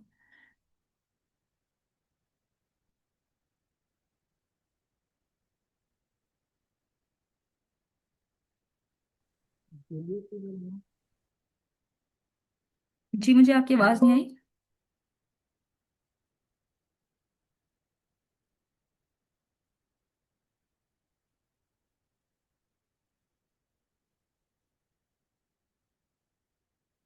तो ये ऑटोमन्स ने किया था, ठीक है। ऑटोमन्स के दौर में यही चीज एक उनकी आप कह लें काबिल जिक्र हम चीज पढ़ते हैं।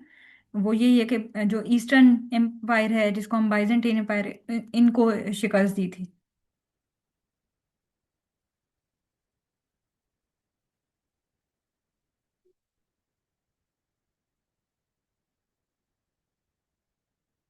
फिर आप हजरत मोहम्मद सल्लल्लाहु अलैहि वसल्लम के दौर के बाद, ये आपको एक ब्रीफ हिस्ट्री में बता रही हूँ कि ये जो हिस्ट्री है ना, हिस्ट्री का नॉलेज आपका होगा, तभी आप जो इस्लामिक सिविलाइजेशन, जो वेस्टर्न सिविलाइजेशन वाला टॉपिक है वो अच्छे से कर सकते हैं।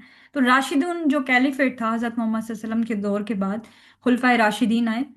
तो इनके दौर में जो अरब से निकल कर भी इस्लाम फैला, आपने पता आपको होगा कि हजरत उमर की जितनी भी फतुहात हुई और उन्होंने इस्लाम को, अब ये देखें, ये जो नॉर्थ अफ्रीका वाला एरिया है, यहाँ तक भी इस्लाम गया। ये जो ईरान वाला पर्शिया, ठीक है। अगर हम ईरान की, पहले वाले ईरान की बात करें तो उसमें वो खुरासान, इराक, शाम, ये सारे इलाके शामिल थे, ठीक है।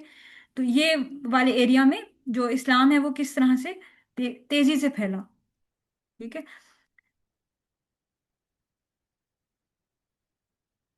और यहाँ पे आप देखें कि जो सैसेनिड एम्पायर है जो हमें यहाँ पे नजर आ रहा है, सैसिनियन, ये फुली कॉन्कर्ड कर लिया था राशिदून, हजरत ये जो खुलफाए राशिदीन के दौर में।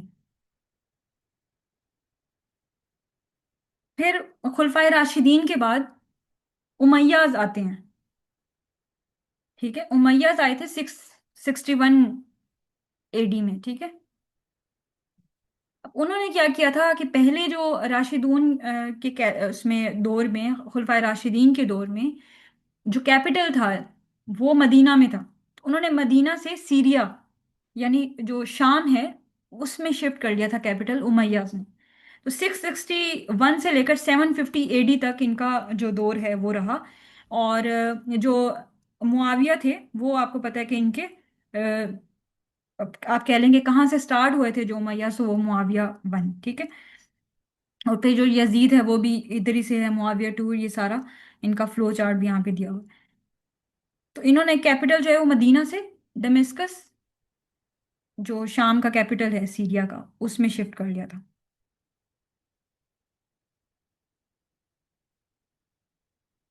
ठीक है। तो ये भी आप लोगों को ये सामने मैप से ना, मतलब ये जो विजुअल एड होती है इसलिए भी जरूरी होती है कि आप लोगों को ये चीजें रिटेन रह सकें।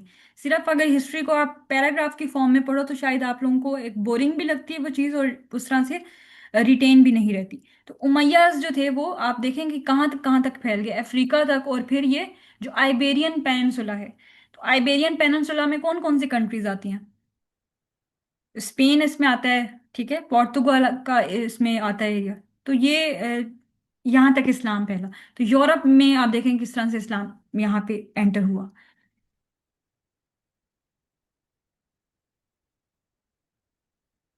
और फिर बैटल ऑफ टूर्स हुई थी 732 में।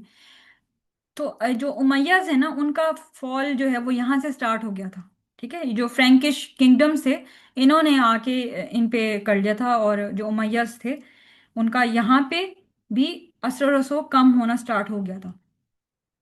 फिर अगर हम बात करते हैं अब्बासीज की, ठीक है, दौरे जो अब्बासिया दौर हम कहते हैं, तो अगर आपसे कोई पूछे कि इस्लाम की गोल्डन एज क्या थी, कि इस्लाम जो तेजी से इंटेलेक्ट में भी फैला, एजुकेशन में भी फैला, तो वो अब्बासीज का दौर आता है।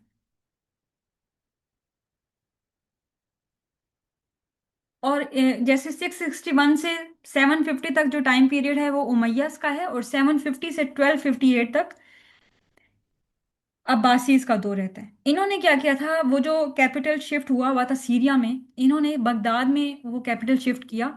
और हारून रशीद का आप लोगों ने नेम सुना हुआ है, तो हारून रशीद ने 786 सीई में, या एडी आप इसे कह लें, उसमें उन्होंने बैतुल हिकमा बनाया वहां पे, ठीक है, बगदाद में। तो बैतुल हिकमा आप कह लें कि एक इस तरह की वो एक लाइब्रेरी, या एक पूरा जो हब था उसका एजुकेशन का, ठीक है। वहां पे इतने फिलोसफर्स, इतने इंटेलेक्चुअल साइंटिस्ट उसने अपने वो इस बैतुल हिकमा में रखे हुए थे, ठीक है। कहते हैं कि पूरी दुनिया का जो मरकज था, जिस तरह से अभी हम मानते हैं वेस्ट में यूनिवर्सिटीज को, इस तरह से पूरी दुनिया में जो तालीम का मरकज था वो बगदाद बन गया था उस दौर में।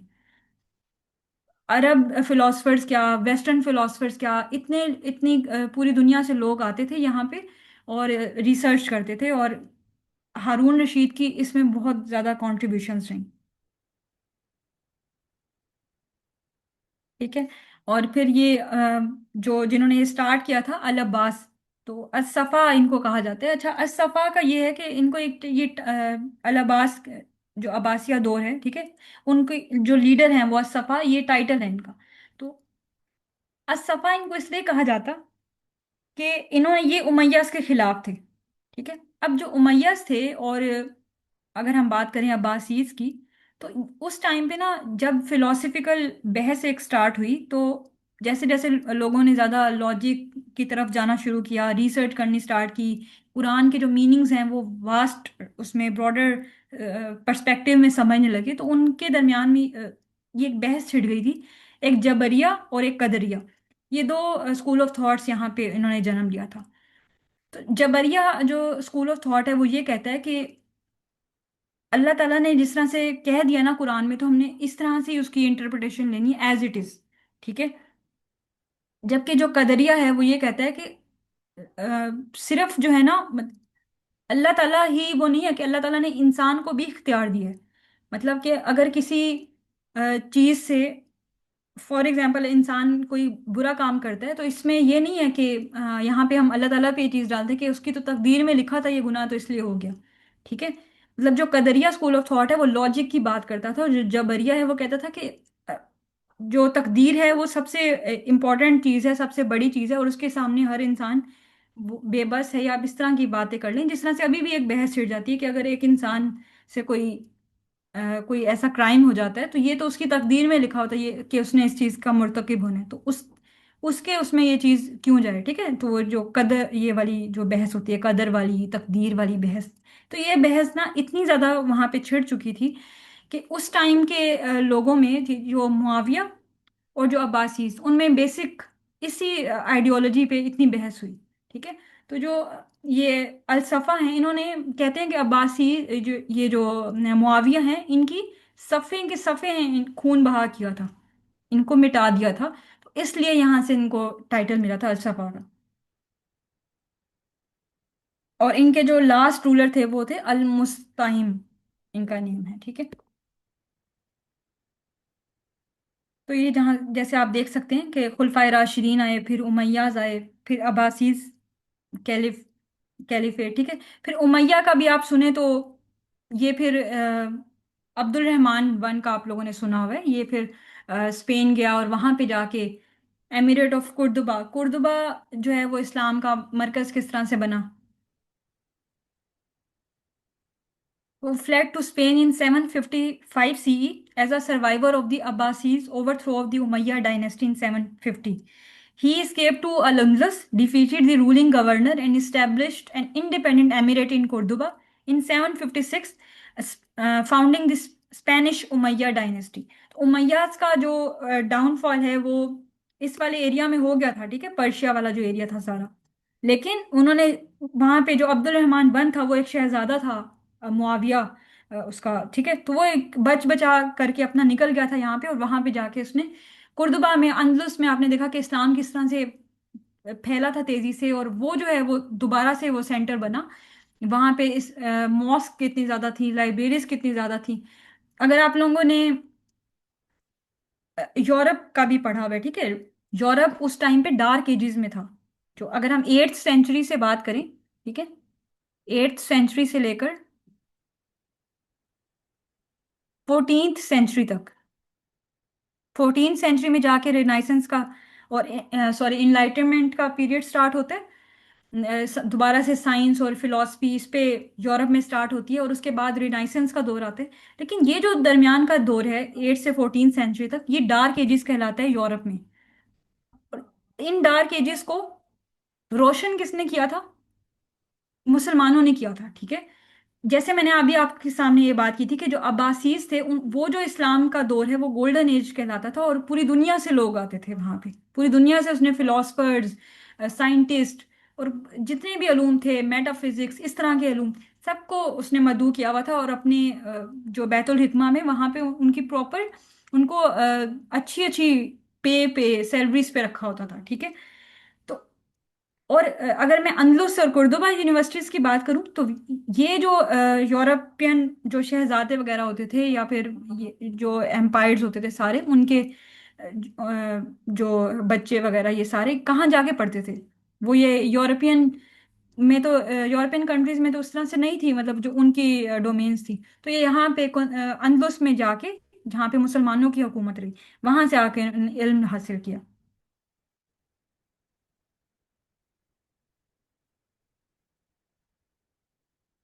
ठीक है। फिर जो अब्बासीज हैं, जैसे हर अरूज को एक जवाल हासिल है, तो अब्बासीज के दरमियान भी डिसेंट्रलाइजेशन स्टार्ट हो गई थी। और दो, फिर ये भी मुसलमान ही थे, लेकिन जो बुइद्स हैं और जो फातिमीद्स हैं वो आए, और यहाँ पे जिस तरह से ये आप लोगों के सामने है, जो बगदाद, ये बैत, ये सारा इलाका किसके पास था? अब्बासीज के पास था। लेकिन 945 से 1055 तक देखें, जो बुइज हैं, समानीज हैं, ये आगे थे, ये भी थी। तो सारे मुस्लिम, लेकिन छोटे छोटे एम्पायर्स यहाँ पे बन गए। तो वो जो एक असर रसूख अब्बासीज का था, उसका डाउनफॉल स्टार्ट हुआ। ठीक है। तो आप लोगों को एविसीना का पता है, बू अली सीना जिसे हम उर्दू में कहते हैं। तो ये भी बुयूइद एम्पायर से थे। और जो फिरदौसी हैं, ये भी इम्पोर्टेंट फिलोसफर हैं। तो ये इस तरह से इनका था। ये इतना ज़्यादा, मतलब आप लोगों को बस पता होना चाहिए चीज़ों का। बाकी जो मेजर आउटलाइन इसकी है, टाइमलाइन है, वो आप लोगों के जहन में रहेगी फिर। ठीक है। उस तो इसका ना आप फ्लो चार्ट भी यहाँ पे क्रिएट कर सकते हैं जब इस तरह का क्वेश्चन आ जाता है। फिर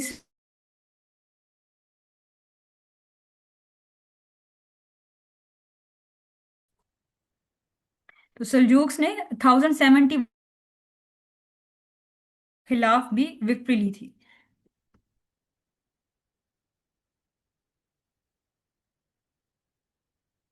अभी जैसे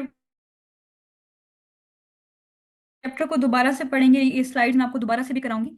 तो जो अयूबीज हैं, फिर इसी तरह से ये, और जो सलाहुद्दीन अयूबी में काफी इंपॉर्टेंट रोल रहा, वो यहीं से थे, अयूबीज से।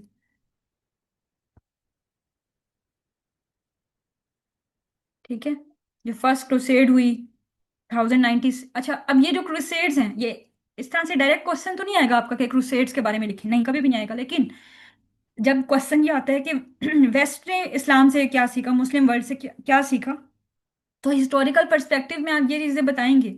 जब क्रूसेड्स होती थी तो जो पार्टी जीत जाती थी, ठीक है, वो वहां पे रह जाती थी, और बाकी लोग जो मुखालिफ पार्टी, जिस तरह से नॉन मुस्लिम्स थे, अगर मुसलमानों को फतह हुई तो जो यहाँ पे क्रिश्चियंस थे वो निकल गए यहाँ से। तो जो उस टाइम पे क्रिश्चियंस के पास जो नॉलेज था, जो उनकी, उनका जो सिस्टम था, सारा एडमिनिस्ट्रेटिव सिस्टम, या उनके जो सारे निज़ाम थे, तो मुसलमानों ने उससे इस्तेफादा किया। ठीक है। इसी तरह अगर मुसलमान, जैसे यहाँ पे विक्ट्री हुई मुसलमानों को, और अगर मुसलमान नहीं जीत सके और मुसलमानों की हुकूमत वहां पे थी, तो जो मुसलमान वहां से निकले, तो ये वो जो सारा नॉलेज है, वो सारी जो बुक्स हैं, वो सारा जो साइंटिफिक नॉलेज है, वो किसके पास आया, किसके विरसे में आया? वो यूरोपियन, ये जो लोग थे, उनके विरसे में आई ये चीजें। ठीक है। तो इस तरह से ये चीजें हमने देखनी है, और इसके ऊपर प्रॉपर पूरी स्लाइड्स हैं। तो ये तो एक टाइमलाइन की फॉर्म में मैं आपको करवा रही हूँ ना चीजें। बाकी ये देखें, जो हिस्ट्री ऑफ ये सारा मैंने आप लोगों को, ये भी एक फ्लो चार्ट है। टाइमलाइन मिडिल एजेस की डायनेस्टीज की क्या है। फिर ये सब चीजें हमने रेफरेंस के साथ करनी है।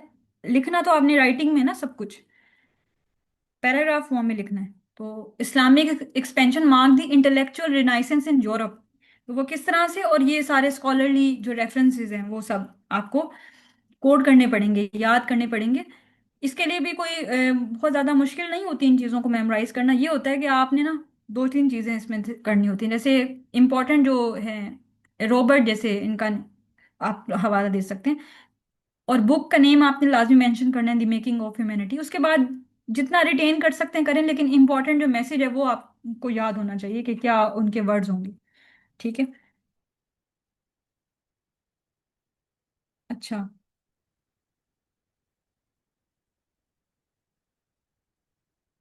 जी, क्वेश्चन है आपका साजिद। हाँ जी, पूछें। एक सेकंड दीजिएगा बस, मैं इसको वाइंड अप करती हूँ, फिर मैं आपसे क्वेश्चन लेती हूँ बस। मुझे ना सिर्फ 5 मिनट दे दें।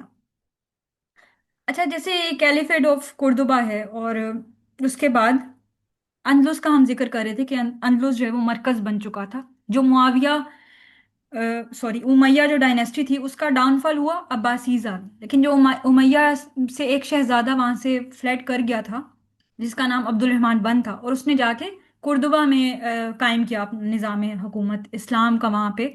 इस्लाम कैसे फला फूला वहां पे, ठीक है। तो उनका जो खात्मा है वो फिर किस तरह से हुआ, जो ताइफा किंगडम्स हैं वो बने। और फिर जो गरनाता की वॉर है, उसका भी मैं अभी जस्ट एक नाम ले रही हूँ क्योंकि फिर जैसे एमिरेट ऑफ ग्रेनाडा, इसने असल में मुसलमानों को बिल्कुल फिर निकाल दिया था वहां से, ठीक है। तो मंगोल इन्वेजन्स कैसे हुई, ये सारी हम ब्रीफ आउटलाइन पढ़ेंगे, इसकी टाइमलाइन पढ़ेंगे। और फिर ऑटोमन एम्पायर आए, ठीक है। 1453 में जो सुल्तान महमूद टू था, उसने कॉन्कर्ड किया कॉन्स्टेंटिनोपल। और बाइजेंटाइन एम्पायर, जिसे हम ईस्टर्न रोम कहते हैं, उनका मुकम्मल कला कमा किया यहाँ पे, ठीक है। और फिर ब्रिटिश कॉलोनियल पीरियड। अच्छा, कॉलोनियल पीरियड है उसमें भी हम देखते हैं, यहाँ से भी एक बहस छिड़ती है कि अगर हम इस्लाम को प्रोटेक्ट करते हैं, ठीक है, तो आपके सामने एक, आपके जहन में कॉमन क्वेश्चन भी आता होगा कि जितनी भी इस्लामिक कंट्रीज हैं वो उस तरह से फ्लरिश क्यों नहीं गई, क्यों नहीं की। अगर हम कैपिटलिज्म की बात करें, कम्युनिज्म की बात करें, सोशलिज्म की बात करें, सारे निज़ाम की बात करें, ठीक है, इंडस्ट्रियलाइजेशन की बात करें, अगर हम एग्रीकल्चर बूम की बात करें, उस वो किस,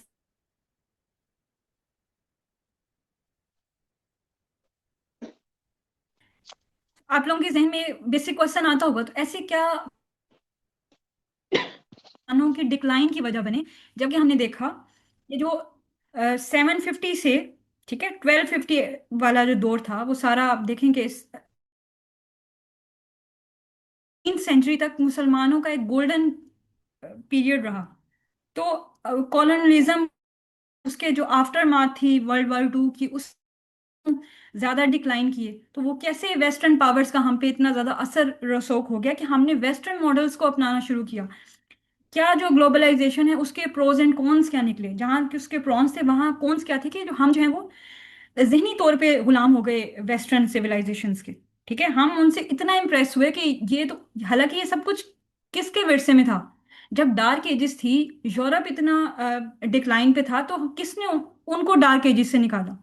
ठीक है, जैसे इकबाल का शेर है कि थे तो वो तुम्हारे आबाही, मगर तुम क्या हो, हाथ पे हाथ धरे बैठे मुंतजिर फरदा हो।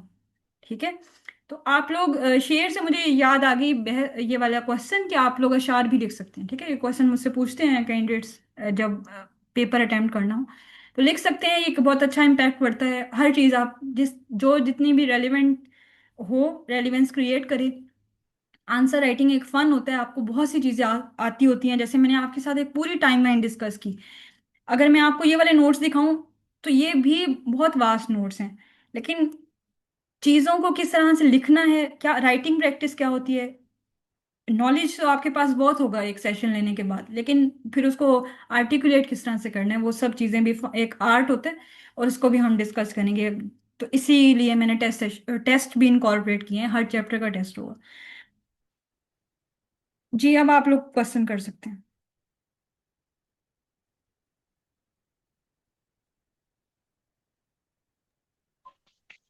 अस्सलाम वालेकुम मैम। वालेकुम अस्सलाम। मैम, ये जो अभी आपने हमें एक ब्रीफ सा लेक्चर दिया है, ये वापस यही लेक्चर आप फिर हमें करवाएंगी? हाँ जी, फिर उसको उसके साथ करवाऊंगी ना, कि इससे जो क्वेश्चन होगा वो अटेम्प्ट कैसे होगा, इससे इस तरह से करके करवाऊंगी। Okay ma'am. मैम दूसरा क्वेश्चन मेरा ये है कि ये स्लाइड्स भी हमें अवेलेबल होंगे या नहीं। और इसके साथ साथ तीसरा क्वेश्चन मेरा ये है, जैसे कि आपने वो वहाँ पे सेक्टेरियनिज्म और टेररिज्म का जो वहाँ पे लिंक कैसे करना है इस्लामियात के पेपर में। तो जैसे हमारे करंट अफेयर्स के अभी लेक्चर्स हो रहे हैं, उसमें अगर हम टेररिज्म अभी पढ़ते हैं, स्पेसिफिकली बलूचिस्तान से रिलेटेड अगर कोई ऐसी केस स्टडीज वगैरह हमें आती है, तो वो भी हम इस्लामियात में कोट कर सकते हैं। बिल्कुल कर सकते हैं। टेररिज्म का जैसे अफगानिस्तान, वो भी मुस्लिम कंट्री है और पाकिस्तान भी एक मुस्लिम कंट्री है। तो आपके जहन में कौन से फैक्टर्स आते हैं कि मुसलमान मुसलमान का एक वो बना? तो एक जो फॉरेन पॉलिसी वाला एक पहलू निकल आता है कि एक इस्लामिक कंट्री की फॉरेन पॉलिसी क्या होनी चाहिए। ठीक है। जो एक रियासत है उसकी क्या जिम्मेदारी होती है, उसने अपने आप को किस तरह से प्रोटेक्ट करना है कि अगर कोई और मुस्लिम स्टेट भी उस पर हमला कर दे। ठीक है। तो पहली जो राह निकलती है वो एक बाहमी जो रवादारी होती है उसकी निकलती है, जिसे हम मज़ाकरात भी कहते हैं। ठीक है। फिर उसके बारे में क्या पॉलिसीज होनी चाहिए सब। और आप कोड कर सकते हैं जो टेररिस्ट ऑर्गेनाइजेशंस पाकिस्तान की तरफ से डिक्लेयर्ड हैं, खा वो मुसलमान कंट्रीज की क्यों ना हो, तो आप उनको मेंशन करेंगे। ठीक है। तो जितने भी ये जिस तरह से मैंने अभी आपको रेफरेंसेस भी दिखाए थे यहाँ पे, तो ये सब आप कोट करेंगे। ठीक है। ये centre for research and security studies उनकी रिपोर्ट है।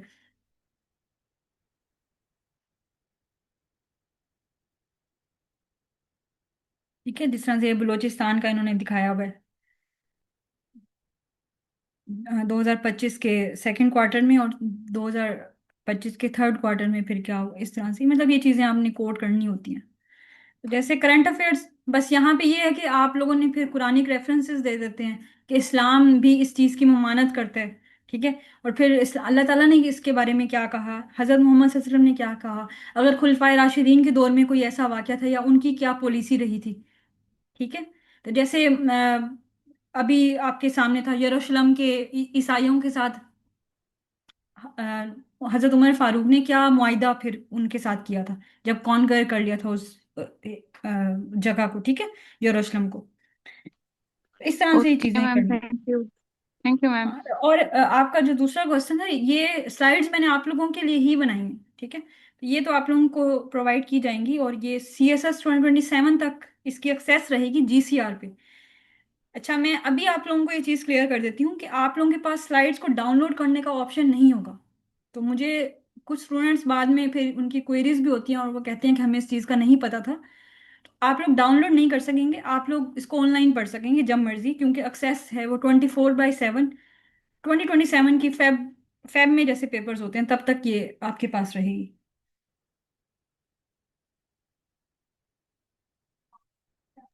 मैम एक और चीज़ मुझे यहाँ पे पूछनी थी। जैसे कि हमारे करंट अफेयर्स में, जैसे कि आपने कहा कि करंट अफेयर्स की केस स्टडीज तो हम इस्लामियात में मेंशन कर सकते हैं। सेम अगर हमें इस्लामिक वर्सेस ऐसे टेररिज्म के रिलेटेड मिलते हैं, वो भी हम करंट अफेयर में ऐड कर सकते हैं। हाँ, बट यूजुअली आता नहीं है इस तरह से इस्लाम का करके क्वेश्चन आता नहीं है।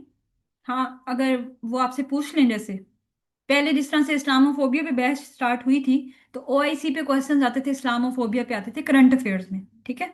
तब तो आप डेफिनेटली करेंगे। बट अभी का ट्रेंड अगर मैं आपसे डिस्कस करूं, तो इस तरह से ऐसे क्वेश्चन नहीं आते। हाँ, जिस तरह से आप मिडल ईस्ट पे आएगा, तो आप लोग कोई एक फैक्टर लिख सकते हैं इस्लाम के पर्सपेक्टिव में, अदर देन इसकी जरूरत नहीं होती वहां पे।